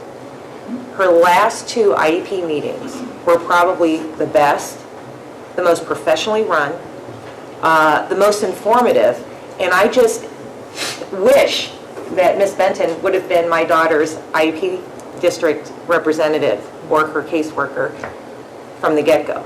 Not to say that she hasn't received an excellent education, she has, but the professionalism of Dr. Ivy and Ms. Benton surpasses anything that I've seen thus far. I would agree. I would say that you have an outstanding special education department. I would agree. And I can say that because I've experienced it. So Thank you. We appreciate that. So I just want to say thank you, because I appreciate it personally. Also, I noticed that you added a registered nurse to the staff today. What's different from 2010, 2011 that a registered nurse wasn't needed to one being needed today? Not that it wasn't needed, but it was one of those things that we were doing with an outside provider. Okay. So we had students who needed nursing services, and so when that IEP was crafted and it said nursing services, we went to an agency and said, we need a nurse, and we brought a nurse for the day. And therein lies the rub, because the cost per diem for an individual from an agency is more than 1.5 times what we pay for a member of our own staff. And a member of our own staff can serve a multitude of children, while a member of an agency serves a child. So our nursing costs have actually decreased over time with the addition of a full-time employee. Smart move. And then, I'm sorry, I have a couple more questions. If you just give me a few more minutes. The specialized services today. So we have 12 classrooms for our emotionally disabled children. What are the age ranges for those 12 classrooms? Is it K through 12? It's the whole gamut then? There's one specific classroom at the high I school. was going to ask, could you tell me where those? Yeah, so there's one specific one at the high school, and it really has enrolled in it students primarily in grades 9 and 10. However, if the need arises, the age span between students in a classroom of that service model is permitted to be 48 months. Okay. So that's where we can serve, we can stretch either way. At the middle school, each middle school has a class per grade level. Now, right now, Central has 2 additional classes that were left over from the Glenbrook closing, but we will be phasing those out. Then there are 2 at Bluestone and 2 at Shoreview. And the 2 one serves the primary elementary and then the intermediate elementary. So you can go K1-2, K1-2-3, because again, you have to stay within that 48-month range. So we have some flexibility. Yeah, that was my concern. I was just wondering how that broke down and what those age groups would be per classroom. So that sounds appropriate. And, so the gifted services, we had a work session. And I left there thinking about some things, and I had a conversation with a parent whose daughter is an 8th grader at one of our parochial schools. She drives her daughter every morning to St. Ignatius to receive some advanced math classes. Could we not open up some of our classes to some of our parochial students? This gives them an opportunity to experience what we can offer here in Euclid, gives them a chance to come into our buildings at maybe the middle school and the high school level, and to get a taste of what we can offer them academically. And maybe that might negate some of that fear that some of these parents have, or at least lessen it when they're looking at transitioning their children from elementary school to middle school, or possibly from a K-8 building, parochial building, to our high school. So this might be a conduit that we might be able to bring in some of these kids who have been identified at the parochial level as gifted, say, in math, and give them an opportunity to come to our schools instead of going all the way to St. Ignatius and take some of these higher level math classes. The reason they can go to St. Ignatius is because they're registered with the diocese, and so they can do partnerships. It would be as though I were sending a kid from Forest Park to Central within our district. Unfortunately, a student cannot be registered in 2 districts simultaneously, so you cannot have a child in a parochial system and in a public school system. However, I hear what you're saying about families needing to experience the positives of what we do offer here, and I'm sure very few of them realize that an 8th grader can leave our school district with 3 credits toward high school graduation. You leave middle school, you go into high school, you have 3 credits toward graduation. Many suburbs would be chomping at the bit to have that ability to provide services. What we need to do is, now that we've decided on a new model and we're going to do things a little differently as we go into next school year, we need to market that somewhere around January of next year. Some open houses, some flyers out to those parochial districts, letting people know early that there are options here that you don't have there. And it's not that we want to take away from the parochial system, but if a kid has a need and that need is provided for within their home district, we ought to make sure that they're aware of it. Right, 2 blocks away compared to Yeah, I can't say 7 the miles drive. away. But I had a conversation with Dr. Smilek, with a PTA representative from one of the parochial schools, and that's exactly what we need to do, is sort of market it much earlier. Their process, their admission process for high school starts way ahead of our orientation. So I think we're working on, well, I'm not, but Dr. Smilek is working on that for next year, where we might be able to get in and do some early targeting, and hopefully we could be part of that short list that some of these children might have for high school. So, and that's it. Thank you. Any other I questions? got a couple questions, more concerned. What is the most we've spent on one student with special ed services a year? I'll tell you. Would you like to hold on to your chairs? We have a student for whom the district is responsible for providing the education, and we are reimbursed from the district of residence. However, we are responsible. He costs roughly $250,000 per year to educate. $250,000 for one student. His medical, educational, travel, health, all of his needs being provided, the number of aides in attendance responsible to keep him and related staff safe we're talking 4 to 5 adults for one child. And you're saying we're responsible for it, we're not the city of residence? Correct, and it's a complicated process, but know that we do get that money back from the district that is the child's district of residence, but because the child attends a school in this community, I am responsible for making sure that he gets his instruction. So it is a partnership between us and the community of residents where his parents reside, and they do reimburse. But I use that child as the example because it just kind of goes to the questions that you were stating before about the cost of special education. And no one could have imagined that a single student could cost that much to educate. But you have to understand that educating is not just the teaching of the reading and the math and the core content. It's teaching and giving them access to, and sometimes in order to have access, the number of support services are phenomenal. So it goes back to the kiddo who needs nursing care, and in this particular case, that student does have a nurse. I mean, it's big. It's not my student, but it is an example of what we really live with. Okay, that's a student that's not our resident. What's the price of a student who we are totally responsible for all the fees? There are many students that are over $100,000 per year. That's okay. There are many students. When you add together the cost of the educational program, the cost of transportation to and from that program, the fact that most of those students who are in those intensive programs need summer instruction so that they don't have a loss of educational information, they're year-round students essentially, many of them are well over $100,000. My other part of my question would be with the IEPs. I mean, we were 72% at one point in time, and now we're up to 99%. I mean, it's almost impossible to say we'd get to 100% because there's always going to be a snag. But is it the reason why we had all these issues with the 72%? Do we have kids coming into our district whose IEPs were due the next week, or was there all kinds of reasons, or was it any particular thing that got fixed that helped the situation? No, the truth of the matter is it was systemic on our part, that we were not doing the due diligence that was necessary for us to make sure that things were done in a compliant manner, on time. There will always be kids, like you said, who come in last minute, they don't have their documents, and they may count against us depending on what time of the year it is. But inherently, our procedures were pretty lax. And so it's taken us a lot of soul searching to make sure that we prioritized getting things done by the book. You just changed their focus. Okay, well, which makes sense. We need to do it, so we do it properly, so we have the right documents.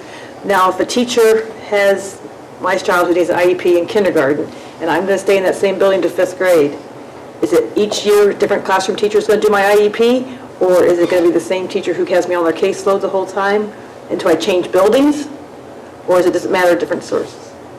All of the above. Okay. That's the beauty of special ed. We do what we call full continuum of services. So depending on your child's disability, a student who's multi-handicapped may have the same teacher for consecutive years because the number of kids with that need is pretty small, and so one teacher teaches multiple grades. But in the case of a student who might be learning disabled or a student who has a health impairment, they may have a different case manager every single year because they would matriculate with their class. And so as the first graders come up, they come up, and so on and so forth. And then there's an intervention specialist per grade level. But that intervention specialist who is the case manager is the person responsible for that IEP. So everybody has to be on board with the compliance part of getting those documents done in a timely fashion with meaningful content. But like if a student's at the high school, they could potentially, they might not have that special ed teacher, or they could have that special ed teacher. I just didn't know if it's possible they have them all 4 years, or they get a new one all 4 years. And both things happen at the high school because the teachers move around from grade level to grade level over the years, and a student might have their English teacher as their specialist, their case manager when they're in 9th grade, but in the 10th grade it might be the math person.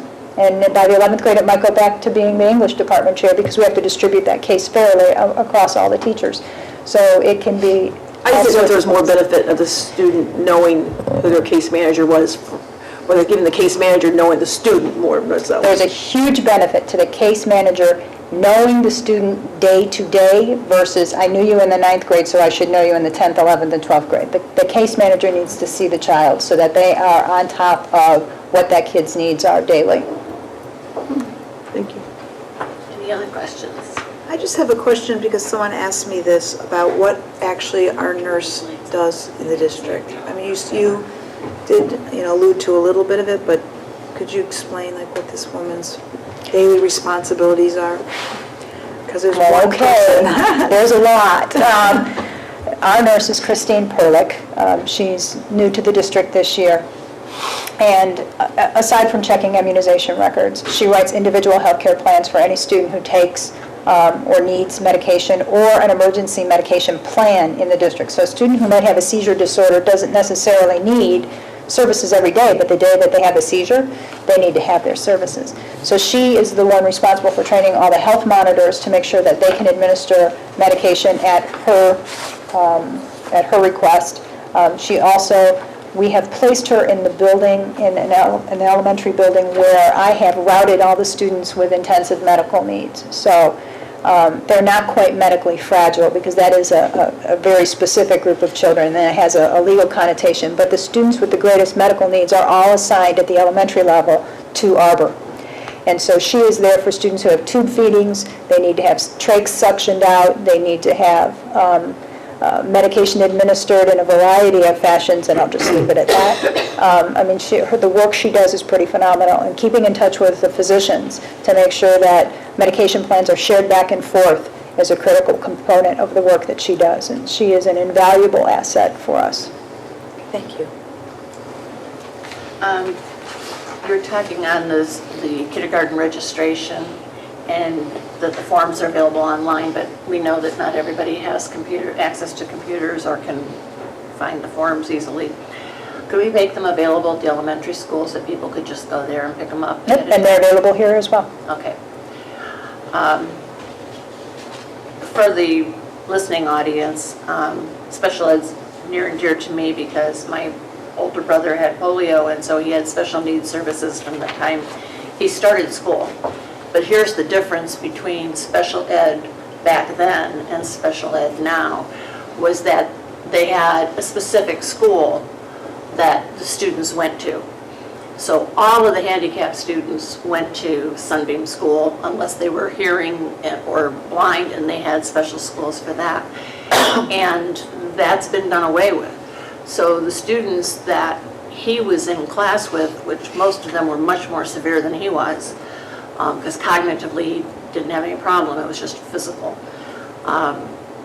All those students are now in our buildings. And this is something that a lot of people don't realize, especially if they come from the era that I do, where special ed students were put off in their own buildings. And that is that we are servicing students with tremendous needs, medical needs, as Alan was explaining, that you didn't see in schools before. And so when we talk about over $100,000 for a student, yes, that happens. And only if we get into catastrophic costs do we get extra help from that. So we're responsible for those students in our district, or if we place them out of district, we're still responsible for the education they're getting wherever they are. And that is something that needs to be reiterated over and over again. Students are not warehoused anymore. They are serviced and they are educated. The other point is when it comes to the testing, and we can exempt 1/2%. From OGT and OAA testing, Yes. maximum of 1%. 1%, okay. So we have 21% special education. We can excuse from testing 1%. So we still have this 20% of special ed that count on all of our testing. And the average district in the state, I believe, is at about 10% special ed. So you're talking more than twice as many special ed students in a district that has challenges without the special ed. So when you add special ed into that component, you are talking about significant dollars and significant need. And yet we are expected to teach these students that 40 years ago were warehoused. They're now expected to be able to do reading and math at the level that the state is demanding. And that's putting pressure on the student, but more so on the educators. And it is a terrific responsibility for the school district to have these students and to get them to that level, which I think is unfair of the state to demand. I do understand the idea behind it of making sure that we don't just eliminate special ed, but I do think that they're being Pollyanna in thinking that with the money they give us to instruct these students, that we can get this accomplished without heavily burdening our local population, our taxpayers. Because the one thing that you learn with special ed is whatever the child needs to be successful is what they are allowed to receive, or actually expected to receive. And that is something that the average student really doesn't get, whatever they need, but the special ed student does. Whether they're special ed because they have a disability that prevents them from achieving, or whether they have the giftedness, which is also a special ed need. And so that segues into the fact that I am thrilled that you are doing the self-contained at the elementary. I think we can take those children and push them so much farther than what they are currently able to do. That is something that I know Cleveland at one time was internationally known for their gifted programming. And not that saying that we're going to get to that point, but the fact that we have self-contained classrooms is going to make a huge difference for those students, because they should be excelling far beyond where they are. Those are our scientists, our future doctors, our future lawyers and superintendents. And we need to make sure that they're getting the education that challenges them, as well as a special needs student with a disability to get what services they need. So, thank you very much for your presentation. I appreciate it very much, and I'm sure the board does. Thank you. Thank you.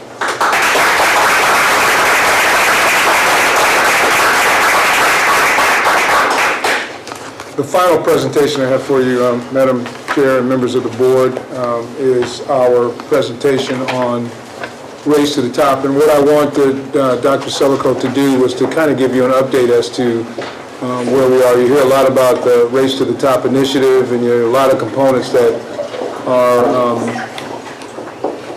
are reflected in a lot of the work that we have occurring in the district. So what I wanted her to do was to give you a brief update as to where we currently stand with Race to the Top, where we're going with Race to the Top, what the implications are for our district work, and how we're implementing that grant to get the maximum amount of effectiveness from our district resources. So I'll turn this part of the presentation over to Dr. Andrea Selico, who is the point person for our Race to the Top initiative. Dr. Selico. Thank you, Mr. Bell. I know how to clear a room, so I think you all are trapped there for the next little bit here. So thank you for the opportunity.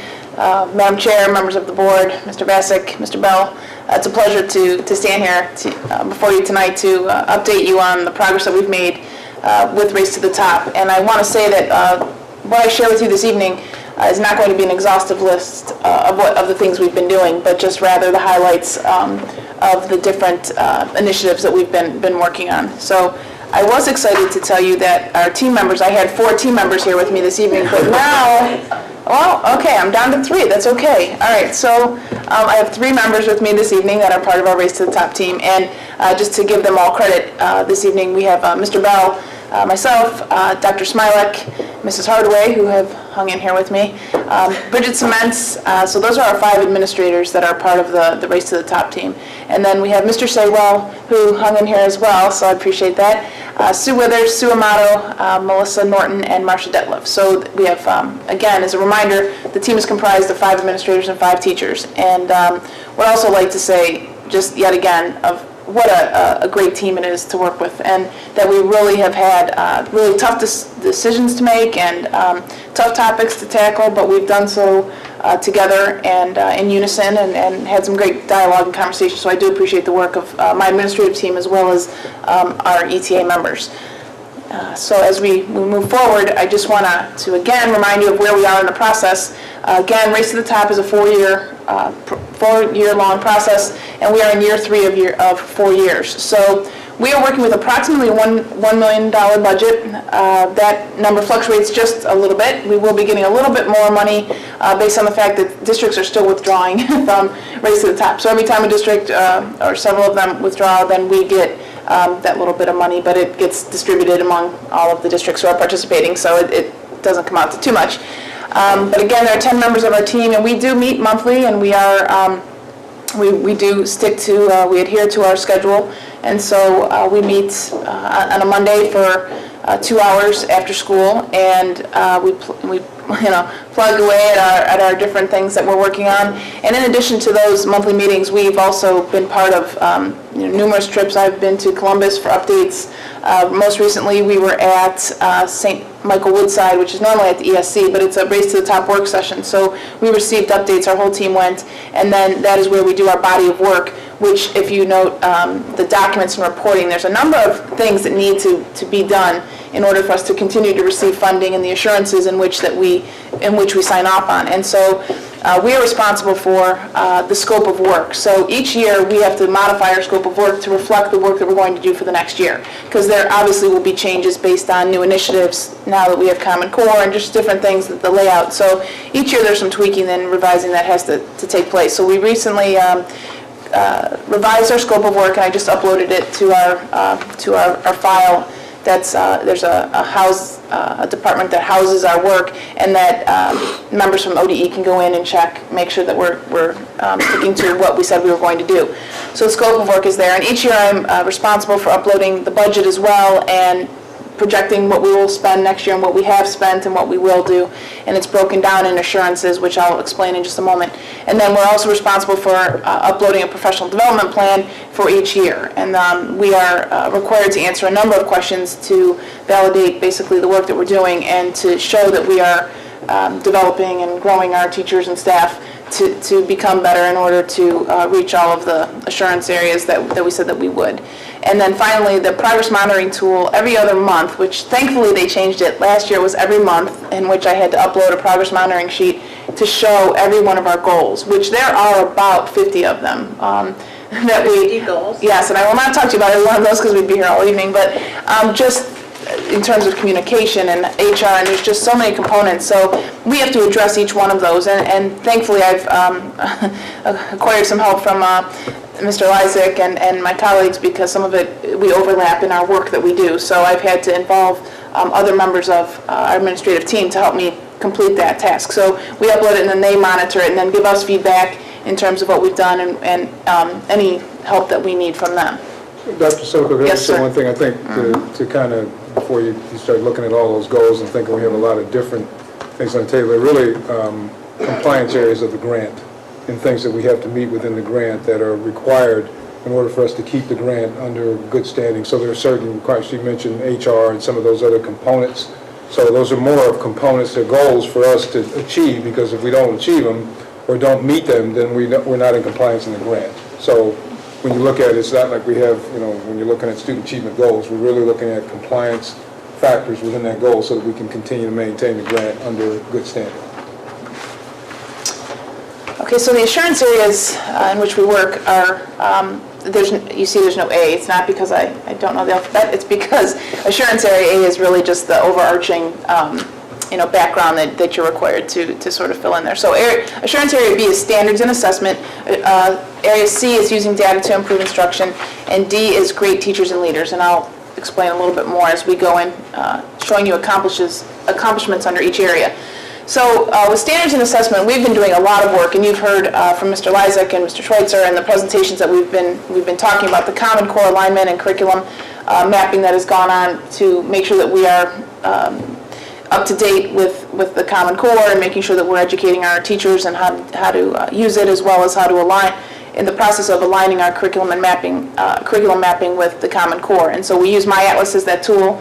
We've referred to that earlier on in presentations, and it's a tool that we use to align our curriculum and to map out what it is we will be doing throughout the year with the Common Core standards. And then the summer curriculum work that will be taking place this summer, as well as we've done some work in the past, you've heard about. This year we're going to be working on revising and realigning the Common Formative assessments to align with the Common Core. So we've done a large body of work with Common Formative assessments, but now that we have the new Common Core, we need to make sure that those align. So that'll be a great deal of the work that will take place, but we've put aside a great deal of money in order to compensate teachers for that work that will take place over the summer. In Area C, using data to improve instruction, we're really proud of our efforts here with collaboration, and very excited that last year I shared with you the MOU, which is a Memorandum of Understanding with the union, and our agreement that would allow us the opportunity to have elementary, middle, and high school all have collaboration time once a week.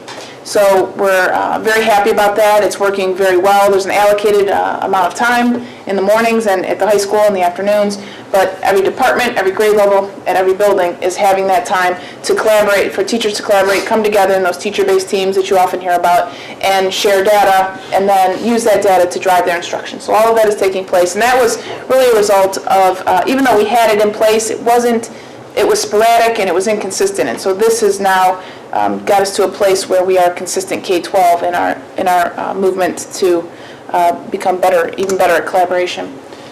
Still in Area C, we have the report card, which I provided you with a number of handouts. I don't know that they're in any particular order. That is a fictitious report card, so you see names and grades there, but that's not a real student there that I gave you. But the report card, not the state report card, but this is our actual, I believe I gave you a 5th grade report card. We've been working on, we completed last year a K2 report card, each level, kindergarten, first, second, and a 2nd grade report card, and this year we've been working on 3rd, 4th, and 5th. So we've recently completed our draft. We will pilot it in the fall. And next year we will begin our work on 6 through 12 report card. And again, just as a reminder, our goals with this committee, the goals were to align to the Common Core, which is our primary goal in this, but also to keep in mind that we need consistency. And so what was important for me and what I communicated to our different committees is that we need to have consistent language that is parent and student friendly. So while we understand the terminology and what we're trying to communicate and what it is we want our students to achieve, but our parents and students don't always understand. And so what we wanted to do was make it legible and parent friendly, so that they could understand in friendly terms what it is that we want them to accomplish. So we were working hard at that. We're excited that the 3 through 5 has been completed this year again. We'll pilot that, and we were successful in the K through 2. The first quarter we piloted, and then now we've been using it in the 2nd quarter, 3rd quarter, and the 4th quarter, and we've made little adjustments along the way, which is the reason for the pilot. We were able to tweak a few things that the teachers had suggested, but that one's good to go. And you'll notice with the different, the merging and the different labels there, EM, PI, I believe, are the ones we're using, but we're using that K5. So if I'm a parent, I won't see a different grading scale, if you will, in kindergarten than I would 5th. It'll all be the same, and so parents will be familiar with that report card, at least for the first 6 years of their child's career, educational career. The next part, this still is under data to improve instruction and assurance, Area C. There's a lot that happens in this category. We've talked before about an IIS, Instructional Improvement System, which is it's a lot to go into, and I'll just give you the Cliff Note version. But it's, again, the system that we're trying to acquire that is a requirement of Race to the Top, whether or not we sign up for this IIS tool through the state, which is the one that they are offering, we either have to, by May 15th, we have to sign up and say that we would agree to sign up to this system, or we have to use a system of our own. So what does the system encompass? Well, it covers, it's a way of tracking student progress. So within this system, they're looking at having curriculum, alignment, lesson plans, the standards that are there, as well as the data that you use to assess kids. So the progress that they're making, that would all be housed in this application here. And so what would the goal would be that if we have a student transfer from Cincinnati to Euclid, we are able to go into that system, retrieve the data based on the child's educational career. We could see the test results, and we could track the student's progress. So when the child comes to us, we know where to start with that child. The one problem with this is that it's optional for districts. You have to have some tool, but you don't have to have this IIS tool. So if Cincinnati chooses not to use this IIS tool and they use a homegrown program, which we also are considering, then the whole notion of trying to have that communication piece falls short of that. So there are some things that need to be considered here. There's a cost. The per student cost isn't very much, to be honest. With Race to the Top, they cover the first 2 years, and then we'd have to pick up the cost of that after. But we have some homegrown systems that cover some of these things, such as our MIS department has different data systems. We have Mastery Connect. We have different things that we're using. We have AimsWeb, and those are things that if we pull them all together, we may have what we need, but we're not sure yet. And so we're in the process. I'm actually going tomorrow to Berea to see this in action, and they say we get to play with the system a little bit. So I'll be curious, because I've been to a couple sessions that I haven't been able to grasp the whole gist of it yet. So that's where we're at with that. And then we do pay for, and I put this in here just so we get an idea of what Race to the Top covers. We do cover the cost of AimsWeb, which is the universal screening as well as progress monitoring. You're all familiar with those. I think we've seen those enough times, or pyramids. So that's AimsWeb. We also cover the cost of Mastery Connect, which is the pilot and implementation. We're in the pilot stage now. We're implementing it, and that is being done at about 3 or 4 of our schools, and the goal would be to use that Mastery Connect, again, assessing where the students are in knowing these core standards. So we're looking at mastery of those, and this tool helps us do that. It's a way of collecting data and analyzing. And then finally, the FAST training, you may have heard us reference that before. We've have approximately almost 40 staff members, about 40 FAST staff members that have gone through the training, and we will continue to add to that next year. And that's a formative assessment training. So, and that's through Cleveland State, but it's Dr. Snodgrass has done a lot of work with our district, and she offers this for many, many districts and many, many, probably thousands of people. So it's a pretty popular professional development opportunity for teachers. And finally, in Assurance Area D, this great teachers and leaders. There's a lot of things that fall under here. And so the big one, and what I've provided with you, I thought, well, what better time? I'm just going to give it to you all right now, which is the OTES and OPES, which is Ohio Teacher Evaluation System and Ohio Principal Evaluation System. So what you have in your packet is the entire system and forms that will be used for us evaluating our teachers and our principals. And as an update, today, as a matter of fact, I was at Chardon Hills. I'm visiting every school, and I'm going over with every staff that whole packet and the whole process and the expectations. And things that I've learned this year, we piloted. We had all our central office administrators as well as building level principals and assistant principals pilot it and go through the process. So next year, its full implementation will be ready to go. And I've received feedback from the people that were doing it, as well as myself going through it. I think is a great chance for me to see, one, what's involved, and two, the lessons that we've learned. And we've been able to adjust, and my talks with the staff today, we're actually trying to give them some hints and some suggestions that will make them successful through this process, because this isn't a gotcha process. This is, we want our teachers to improve. And so what I was doing is I asked the staff to take some notes, and going through the process, we want to hit assessment, we want to hit differentiation, like all the key areas that I want them to focus on. And I've recommended that I showed them where to find all the forms that you have on ODE's website. download them, and then we're basically giving you the answers to the to the test, if you will. Come prepared to meet these things, these different areas. So the system has to align to the Ohio standards for teachers, and we have to provide you with a board policy here in the upcoming months. By July 1, we have to have a plan approved. We're close. I received a great draft of one. I've received several drafts from ODE, from our attorneys that work in conjunction with other districts, as well as OEA, the Ohio Education Association. And so I think we're going to reach agreement soon. I emailed a version today to my team, which is another subcommittee of the Race to the Top committee, which is, again, 5 teachers, 5 administrators, and we work very well together. But we're close to finalizing a policy for your review that you will have to adopt. So the second part of what you don't have, what you actually, I did give you a draft of, is an offshoot of Race to the Top, as well as this whole notion of growth measures and compensation related to performance. And growth measures are a requirement of the evaluation. It'll be 50% of a teacher's evaluation.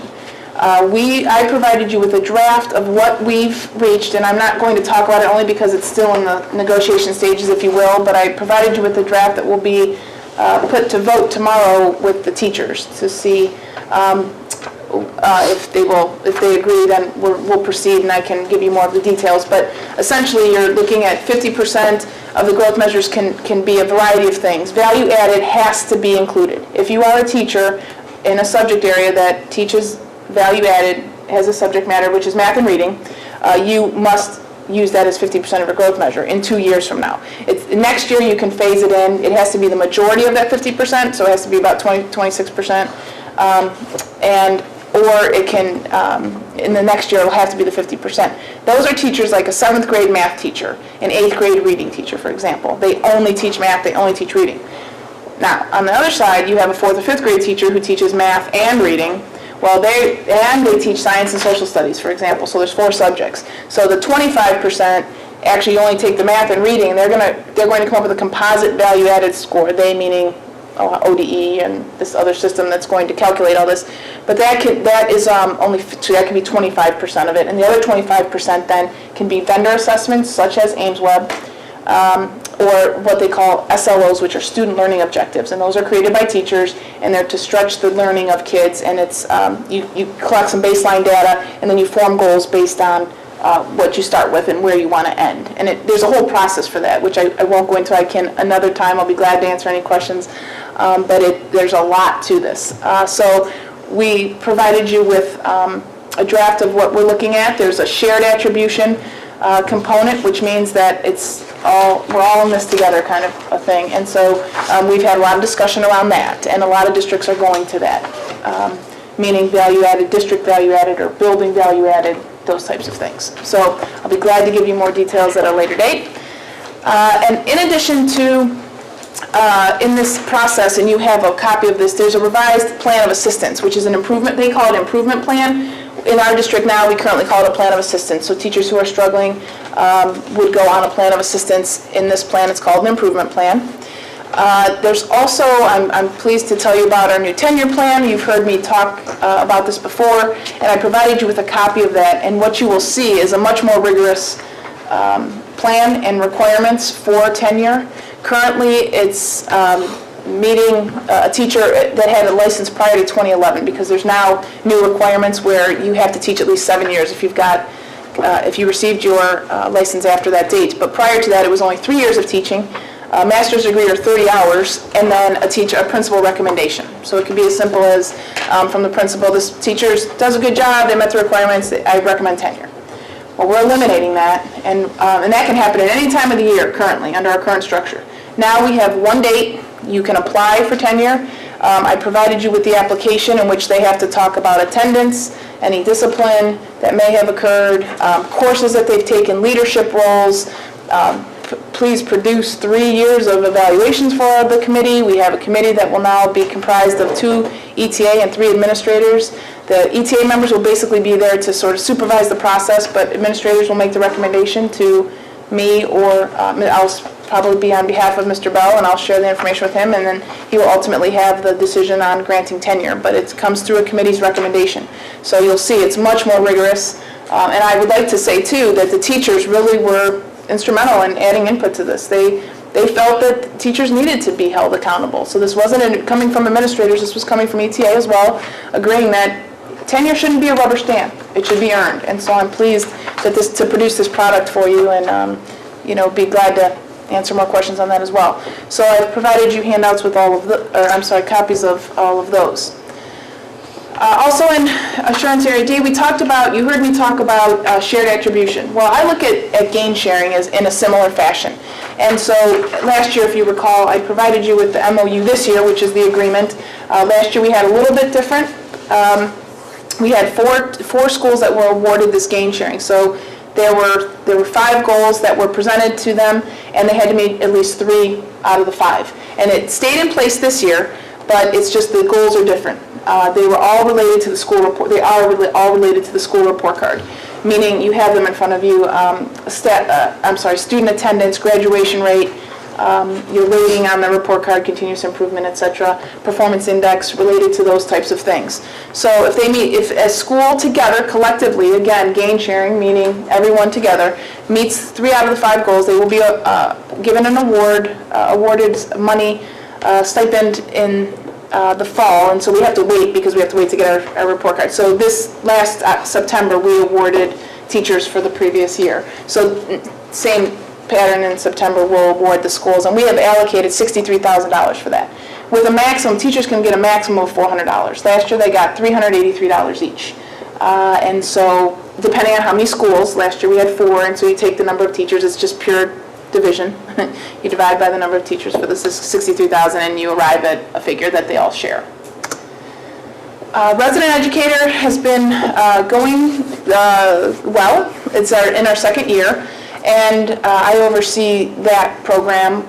And so we have 7 year 1 resident educators and 7 year 2 resident educators, and one actually does, one of our mentors has 2 assigned, so there are really 8.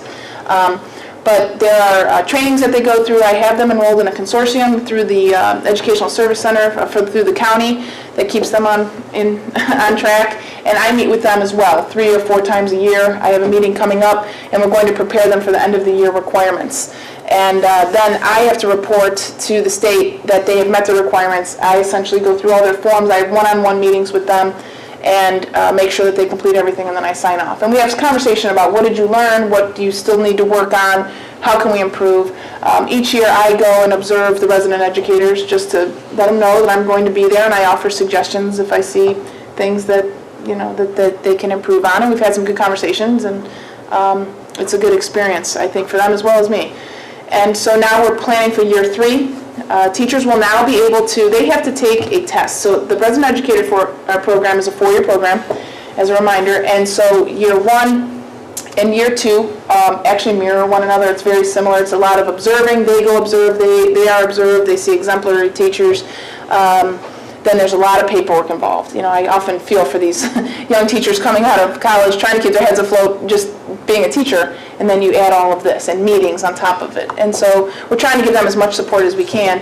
And I have a good idea. I've been to meetings and updates, so I meet with them next week, and I'm going to prepare them for their assessment that they can take. They should take it in year 4, but they can take it in year 3 if the mentor and I agree to allow them to do it, to say, yeah, they're prepared, they can take it. So year 3 will be spent for them planning for this test, if you will. And then if they pass parts of it, they get credit, and then they can take it again in year 4. So we're now figuring this all out. And it's been really a work in progress, literally. I mean, they're figuring out as they go, I believe, ODE. So next year's work, what do we have ahead of us? We need to make some decisions on this IIS, the Instructional Improvement System that I talked about. We need to administer the Expanded Kindergarten Readiness Assessment for Literacy, which is the CRAL you've heard mentioned. They are expanding that to include math and social skills and all. It's going to be pretty comprehensive, and it's also going to take a whole lot more time, so we need to prepare for that. But that's been pushed back. We were supposed to have been piloting that this spring. Now I'm told it will be piloted in the fall, so we're part of that. We will renegotiate our gain sharing criteria. We'll send 10 more teachers to FASTs to be trained in formative assessments. We'll continue our work with Common Core and Common Formative Assessments, and continue the resident educator program, and we will create report cards for grades 6 through 12, again, to align with the Common Core. Now, the issue, anticipating questions here. We were going to have to do these initiatives anyway. We were going to have to do OTAs, we were going to have to do resident educator, and guess what? We were going to have to do all those things without any money. We were given a little bit over $1 million to do all of this. Without that, we would have spent $1 million on this, all these initiatives of the general fund expenditures. These are all important things that we've had to do. So we are going to need to prioritize and evaluate our priorities, and our number one priority is impacting student achievement. So when we make these decisions, we're going to lay it out and say, what impacts student achievement the most? Let's start there. And let's make sure that we carry through on those things. Other things to consider are some of these are mandates that there's no way around. Resident educator costs us $40,000 a year right now, and that's going to increase as we get more resident educators, and as they continue on in year 2, year 3, I have to pay mentors for 4 years. So $40,000, we have to pay that. There's supplementals involved, there's sending them for training, there's cost involved. So that's one thing that there's no way around it.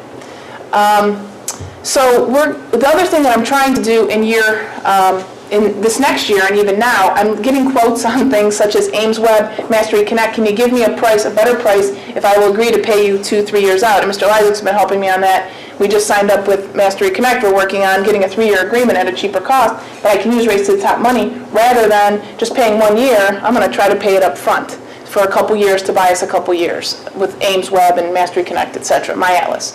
So again, these are things we'd be doing anyway, and I estimate a cost to the district of $240,000 a year if we do everything the way we're doing it now. That's including gain sharing, and that's including professional development. We spend a lot of money in sub-costs for professional development, as well as sending teachers out. But really what comes with professional development costs is the cost of personnel for subs. So these are things that we are considering, we're working on, and we will continue to work on. We have another year to figure it out, but know that we are looking to impact student achievement, follow through on those initiatives, and put our money where it's going to hit and make the most impact, which is with the students. So with that, if you have any questions, I'll be glad to entertain those. Do you have any questions from the board? Mrs. Lysy? I actually just have one question. In Assurance Area D with great teachers and leaders, well, first of all, thank you, Dr. Salko, for your presentation. Just one quick question. When you have the allocation of $63,000, that is an award that is given. Is there a stipulation, or is that money earmarked for something specific, or can teachers spend that on anything that they'd like, or does it have to be tied in with education? No, it's actually a reward, it's a stipend. So they get that as a reward. It's their money that they earn. Okay. And let me just tell you a little bit about that. The goal of that is not only for them to receive the stipend, but the ideas that they come up with should be something that is a systemic thing. In other words, they have an idea that worked. They were able to get this gain because they did something. So then with the design of it is that they bring that idea back to the table for the district. And then we implement that because evidently it worked. And it was something that it helped to improve achievement. So what we want to do is bring that to the table. And so that's the other piece to that. Not only do they get a stipend, the incentive to do that, but also to make that a systemic part of what we do in the district to then help student achievement. And when you divide it all out, it's just a few $100s. So Which tells you that they which don't do would it. be hard or difficult to. And they don't do it for the money. They do Right, it because exactly. of the fact that they're trying to do what's right for kids. And then just the last slide that you had presented, you talked about Mastery Connect. I had an opportunity with the high school tech committee to see a demonstration. So Mr. Lysick provided a demonstration of the Mastery Connect, and I will tell you, I was very impressed by it. And I think that it really lends itself very well to collaboration, which, and again, the ultimate goal, or the most important thing that this district is driven by is student achievement, and I really think that's a great driver for that. So, and if there's a way, and I know, Mr. Lysick, you had talked about how we could sort of fuse that data with what we have already in the district to better track students. So, because there could be, adding another variable to outcomes, to sort of track outcomes. So I really hope that we're able to work out this deal you two guys have to get this for 2-3 years down the road, because I think this would be a valuable tool for our district. Yeah, I have, Mrs. Elijah, members of the board, what I haven't done yet is bring that to you for consideration, but it is on the docket to bring, because what you have seen through these presentations is you've seen different buildings give you different data to reflect student achievement. What I want to be able to do, and what we want to be able to do, is to make that more consistent. So you're going to see the same apples-to-apples comparison when you look at each building, and you're going to be able to see the same kind of data. So what we were able to do this year through the work of Mr. Lysick and through the work of Race to the Top with Dr. Selko is be able to pilot that. So now we know that it's something that we can use, and so we're going to be able to do that system. I haven't brought that to you yet, but it's on the way. Which is really good, because when you're looking at an entire profile of the student, this allows teachers, administrators, cabinet members to even look at patterns. Yes. Or flags or something. Trends. Trends, yeah, exactly. So, Yep. all right, I'm done. I've asked enough questions. I quit. It's good. It's great. Those are great questions, because that's it's coming. Okay, any other questions? Nice job. Thanks. Thank you very much for a very comprehensive presentation. A lot for us to look over. I know it's a result of a lot of hard work. And as you were going through and talking about the different things that Race to the Top requires and a lot of the changes, I just have to say that the next person who complains that we have too many administrators is going to get a real earful because of the time that it takes to generate all these reports that the state wants that have to be done by administrators, because teachers certainly wouldn't have the time to do it. And so I appreciate all the work that you've done. I know it takes a lot of extra work beyond what your normal duties are to accomplish this. I am curious why districts have dropped out of Race to the Top, and I've seen that in the papers every so often, that a district votes to get out of it, when they're going to have to do the stuff anyhow. I can, you want to? No, go right ahead. Yeah, because I can part, because it happened it was in a lot of the Central Ohio school districts when I was there. Part of it had to do with the fact that there wasn't an agreement on some of the requirements, and a lot of staffs thought that there wasn't going to be the requirement. So they were thinking that, well, I won't get involved in this because this won't happen, or we don't want to necessarily do it that way. They're not going to force us to do it that way. And couldn't get, most of the places that I was familiar with, couldn't get the agreement with the associations to be able to, really come into agreement. And so I think Dr. Selko, I'm glad she said it, that this board was very wise in looking at this as moving forward as a way of being able to do what we're going to be expected to do anyway.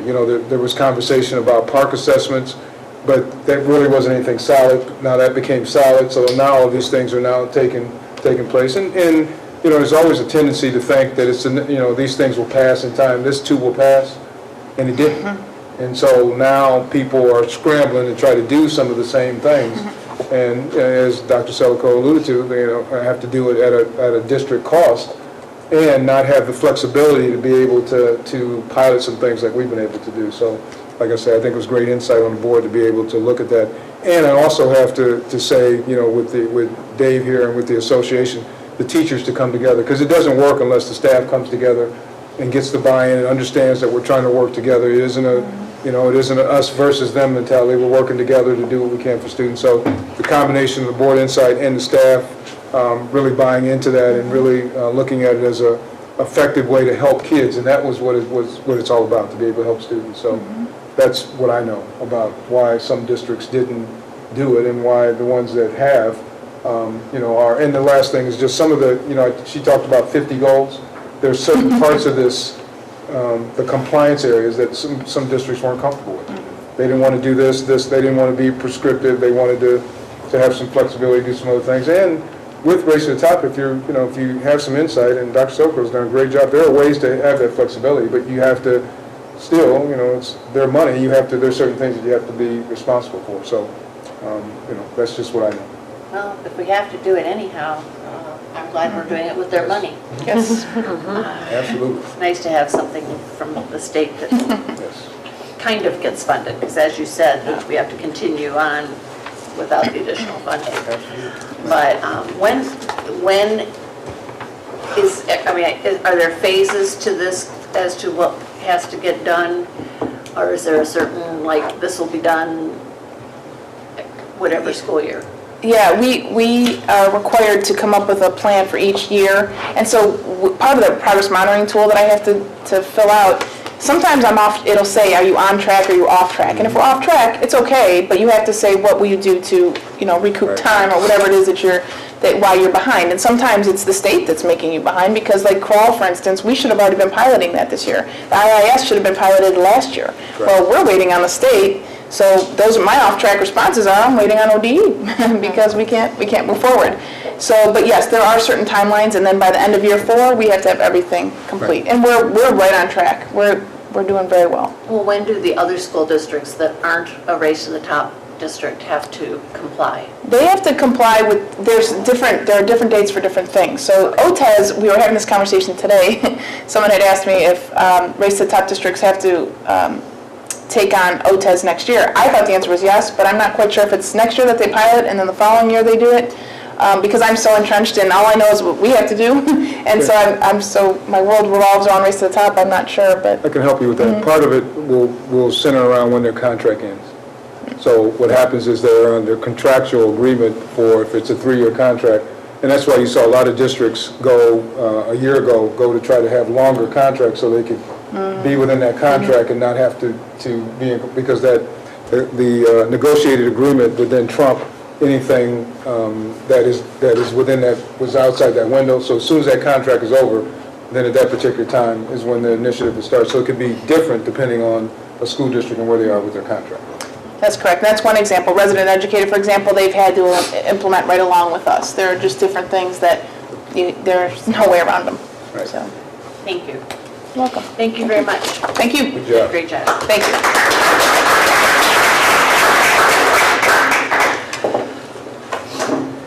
Okay, moving on then to some action items. Yes, and I'm going to turn this over to Dr. Selico also. We have some personnel items. And before we get to the personnel items, Madam Chair and members of the board, I just want to pay, if you go to this first page, I just want to share with you, just so you can understand what's here. What I had done is we normally have, we list those items that we have already approved. So what I had them do is, if you see the date in there, 4/8, it lists the board meeting that we approved those items. So those aren't up for approval tonight. Everything that you see in bold are the items that we're approving. So I just wanted to make sure you had that distinction. And you'll see it down at the bottom too. So that's different. I know Mrs. DeAngelis was asking, about some things that are different. That's different than what we've done before, because I wanted to make sure we were clear on what we were voting on and what we were approving tonight, as opposed to what we had already previously approved. And it wasn't easy to distinguish that because everything was mirrored together. So this is a different kind of format, and I just wanted to make sure that you were aware of what that looks like. So I'm going to ask Dr. Andrea Selico to go through our personnel items for consideration. Dr. Selico. Thank you, Mr. Bell. Item number 7 is resolution considering educational program reductions for the 2013-2014 school year, and I recommend approval. Is there a motion? So moved. Moved by Mrs. Sudar, second. Second. Second by Mrs. DeAngelis. Are there any questions or comments? I would just like to add that this is basically a result of restructuring the district a little bit and trying to bring equity to our schools in terms of numbers. So we're looking at having 4 sections at every school and every grade level. So that's why you see the add, delete, and also the restructuring of our gifted program. So that these changes are reflected in this resolution. Okay. Are there any questions or comments? Okay. Call the roll, please. Mr. Smith? Yes. Mrs. Sudar? Yes. Mrs. Van Hoen? Yes. Mrs. DeAngelis? Yes. Mrs. Lysy. Yes. Motion carries 5-0. Thank you. Item number 8 is resolution considering the certified staff for the 2012-2013 school year, and I recommend approval. Is there a motion? So moved. Moved by Mrs. Sudar, second. Second. By Mrs. DeAngelis. Are there any questions or comments? Well, included in this resolution are a number of retirements, and we will be honoring those people at a subsequent meeting, but again, we thank them for all of their work and all their years dedicated to our children of Euclid. Thank you. Any comments or questions? Call the roll, please. Mrs. Sudar. Yes. Mrs. Van Ho. Yes. Mrs. De Angelis. Yes. Mrs. Lysy. Yes. Mr. Smith. Yes. Motion carries 5-0. Thank you. Item 9 is a resolution considering the certified staff and non-renewal of contracts for the 2012-2013 school year, and these are teachers who had limited contracts. They were just temporary assignments for one reason or another, and I recommend approval. Okay. Is there a motion? So moved. Moved by Mrs. Sudar, second. Second. By Mrs. De Angelis. Are there any questions or comments? Call the roll, please. Mrs. Van Ho. Yes. Mrs. De Angelis. Yes. Mrs. Lysy. Yes. Mr. Smith. Yes. Mrs. Sudar. Yes. Motion carries 5-0. Thank you. Item 10 is a routine item considering the certified personnel rehiring for the 2013-2014 school year, and I recommend approval. Is there a motion? So moved. Moved by Mrs. Sudar, second. Second. By Mrs. Lysy. Are there any questions or comments? Call the roll, please. Mrs. Lysy. Yes. Mr. Smith. Yes. Mrs. Sudar. Yes. Mrs. Van Ho. Yes. Mrs. De Angelis. I need to abstain due to a family member being listed. Motion carries 4-0 on abstention. Thank you. Item 11 is a resolution considering certified personnel for the 2013-2014 school year, and I recommend approval. Is there a motion? So moved. Moved by Mrs. Sudar, second. Second. By Mrs. De Angelis. Are there any questions or comments? Call the roll, please. Mr. Smith. Yes. Mrs. Sudar. Yes. Mrs. Van Ho. Yes. Mrs. De Angelis. Yes. Mrs. Lysy. Yes. Motion carries 5-0. Thank you. Did you have anything else you wanted to say? No, I think it's all been said tonight. And do we have any other items to come before the board? We do not. Okay, then we'll take a motion for adjournment. So moved. Moved by Mrs. Lysy, second. Second. By Mrs. De Angelis. Call the roll, please. Mrs. De Angelis. Yes. Mrs. Lysy. Yes. Mr. Smith. Yes. Mrs. Sudar. Yes. Mrs. Van Ho. Yes. Motion carries 5-0. We are adjourned. 7 minutes before.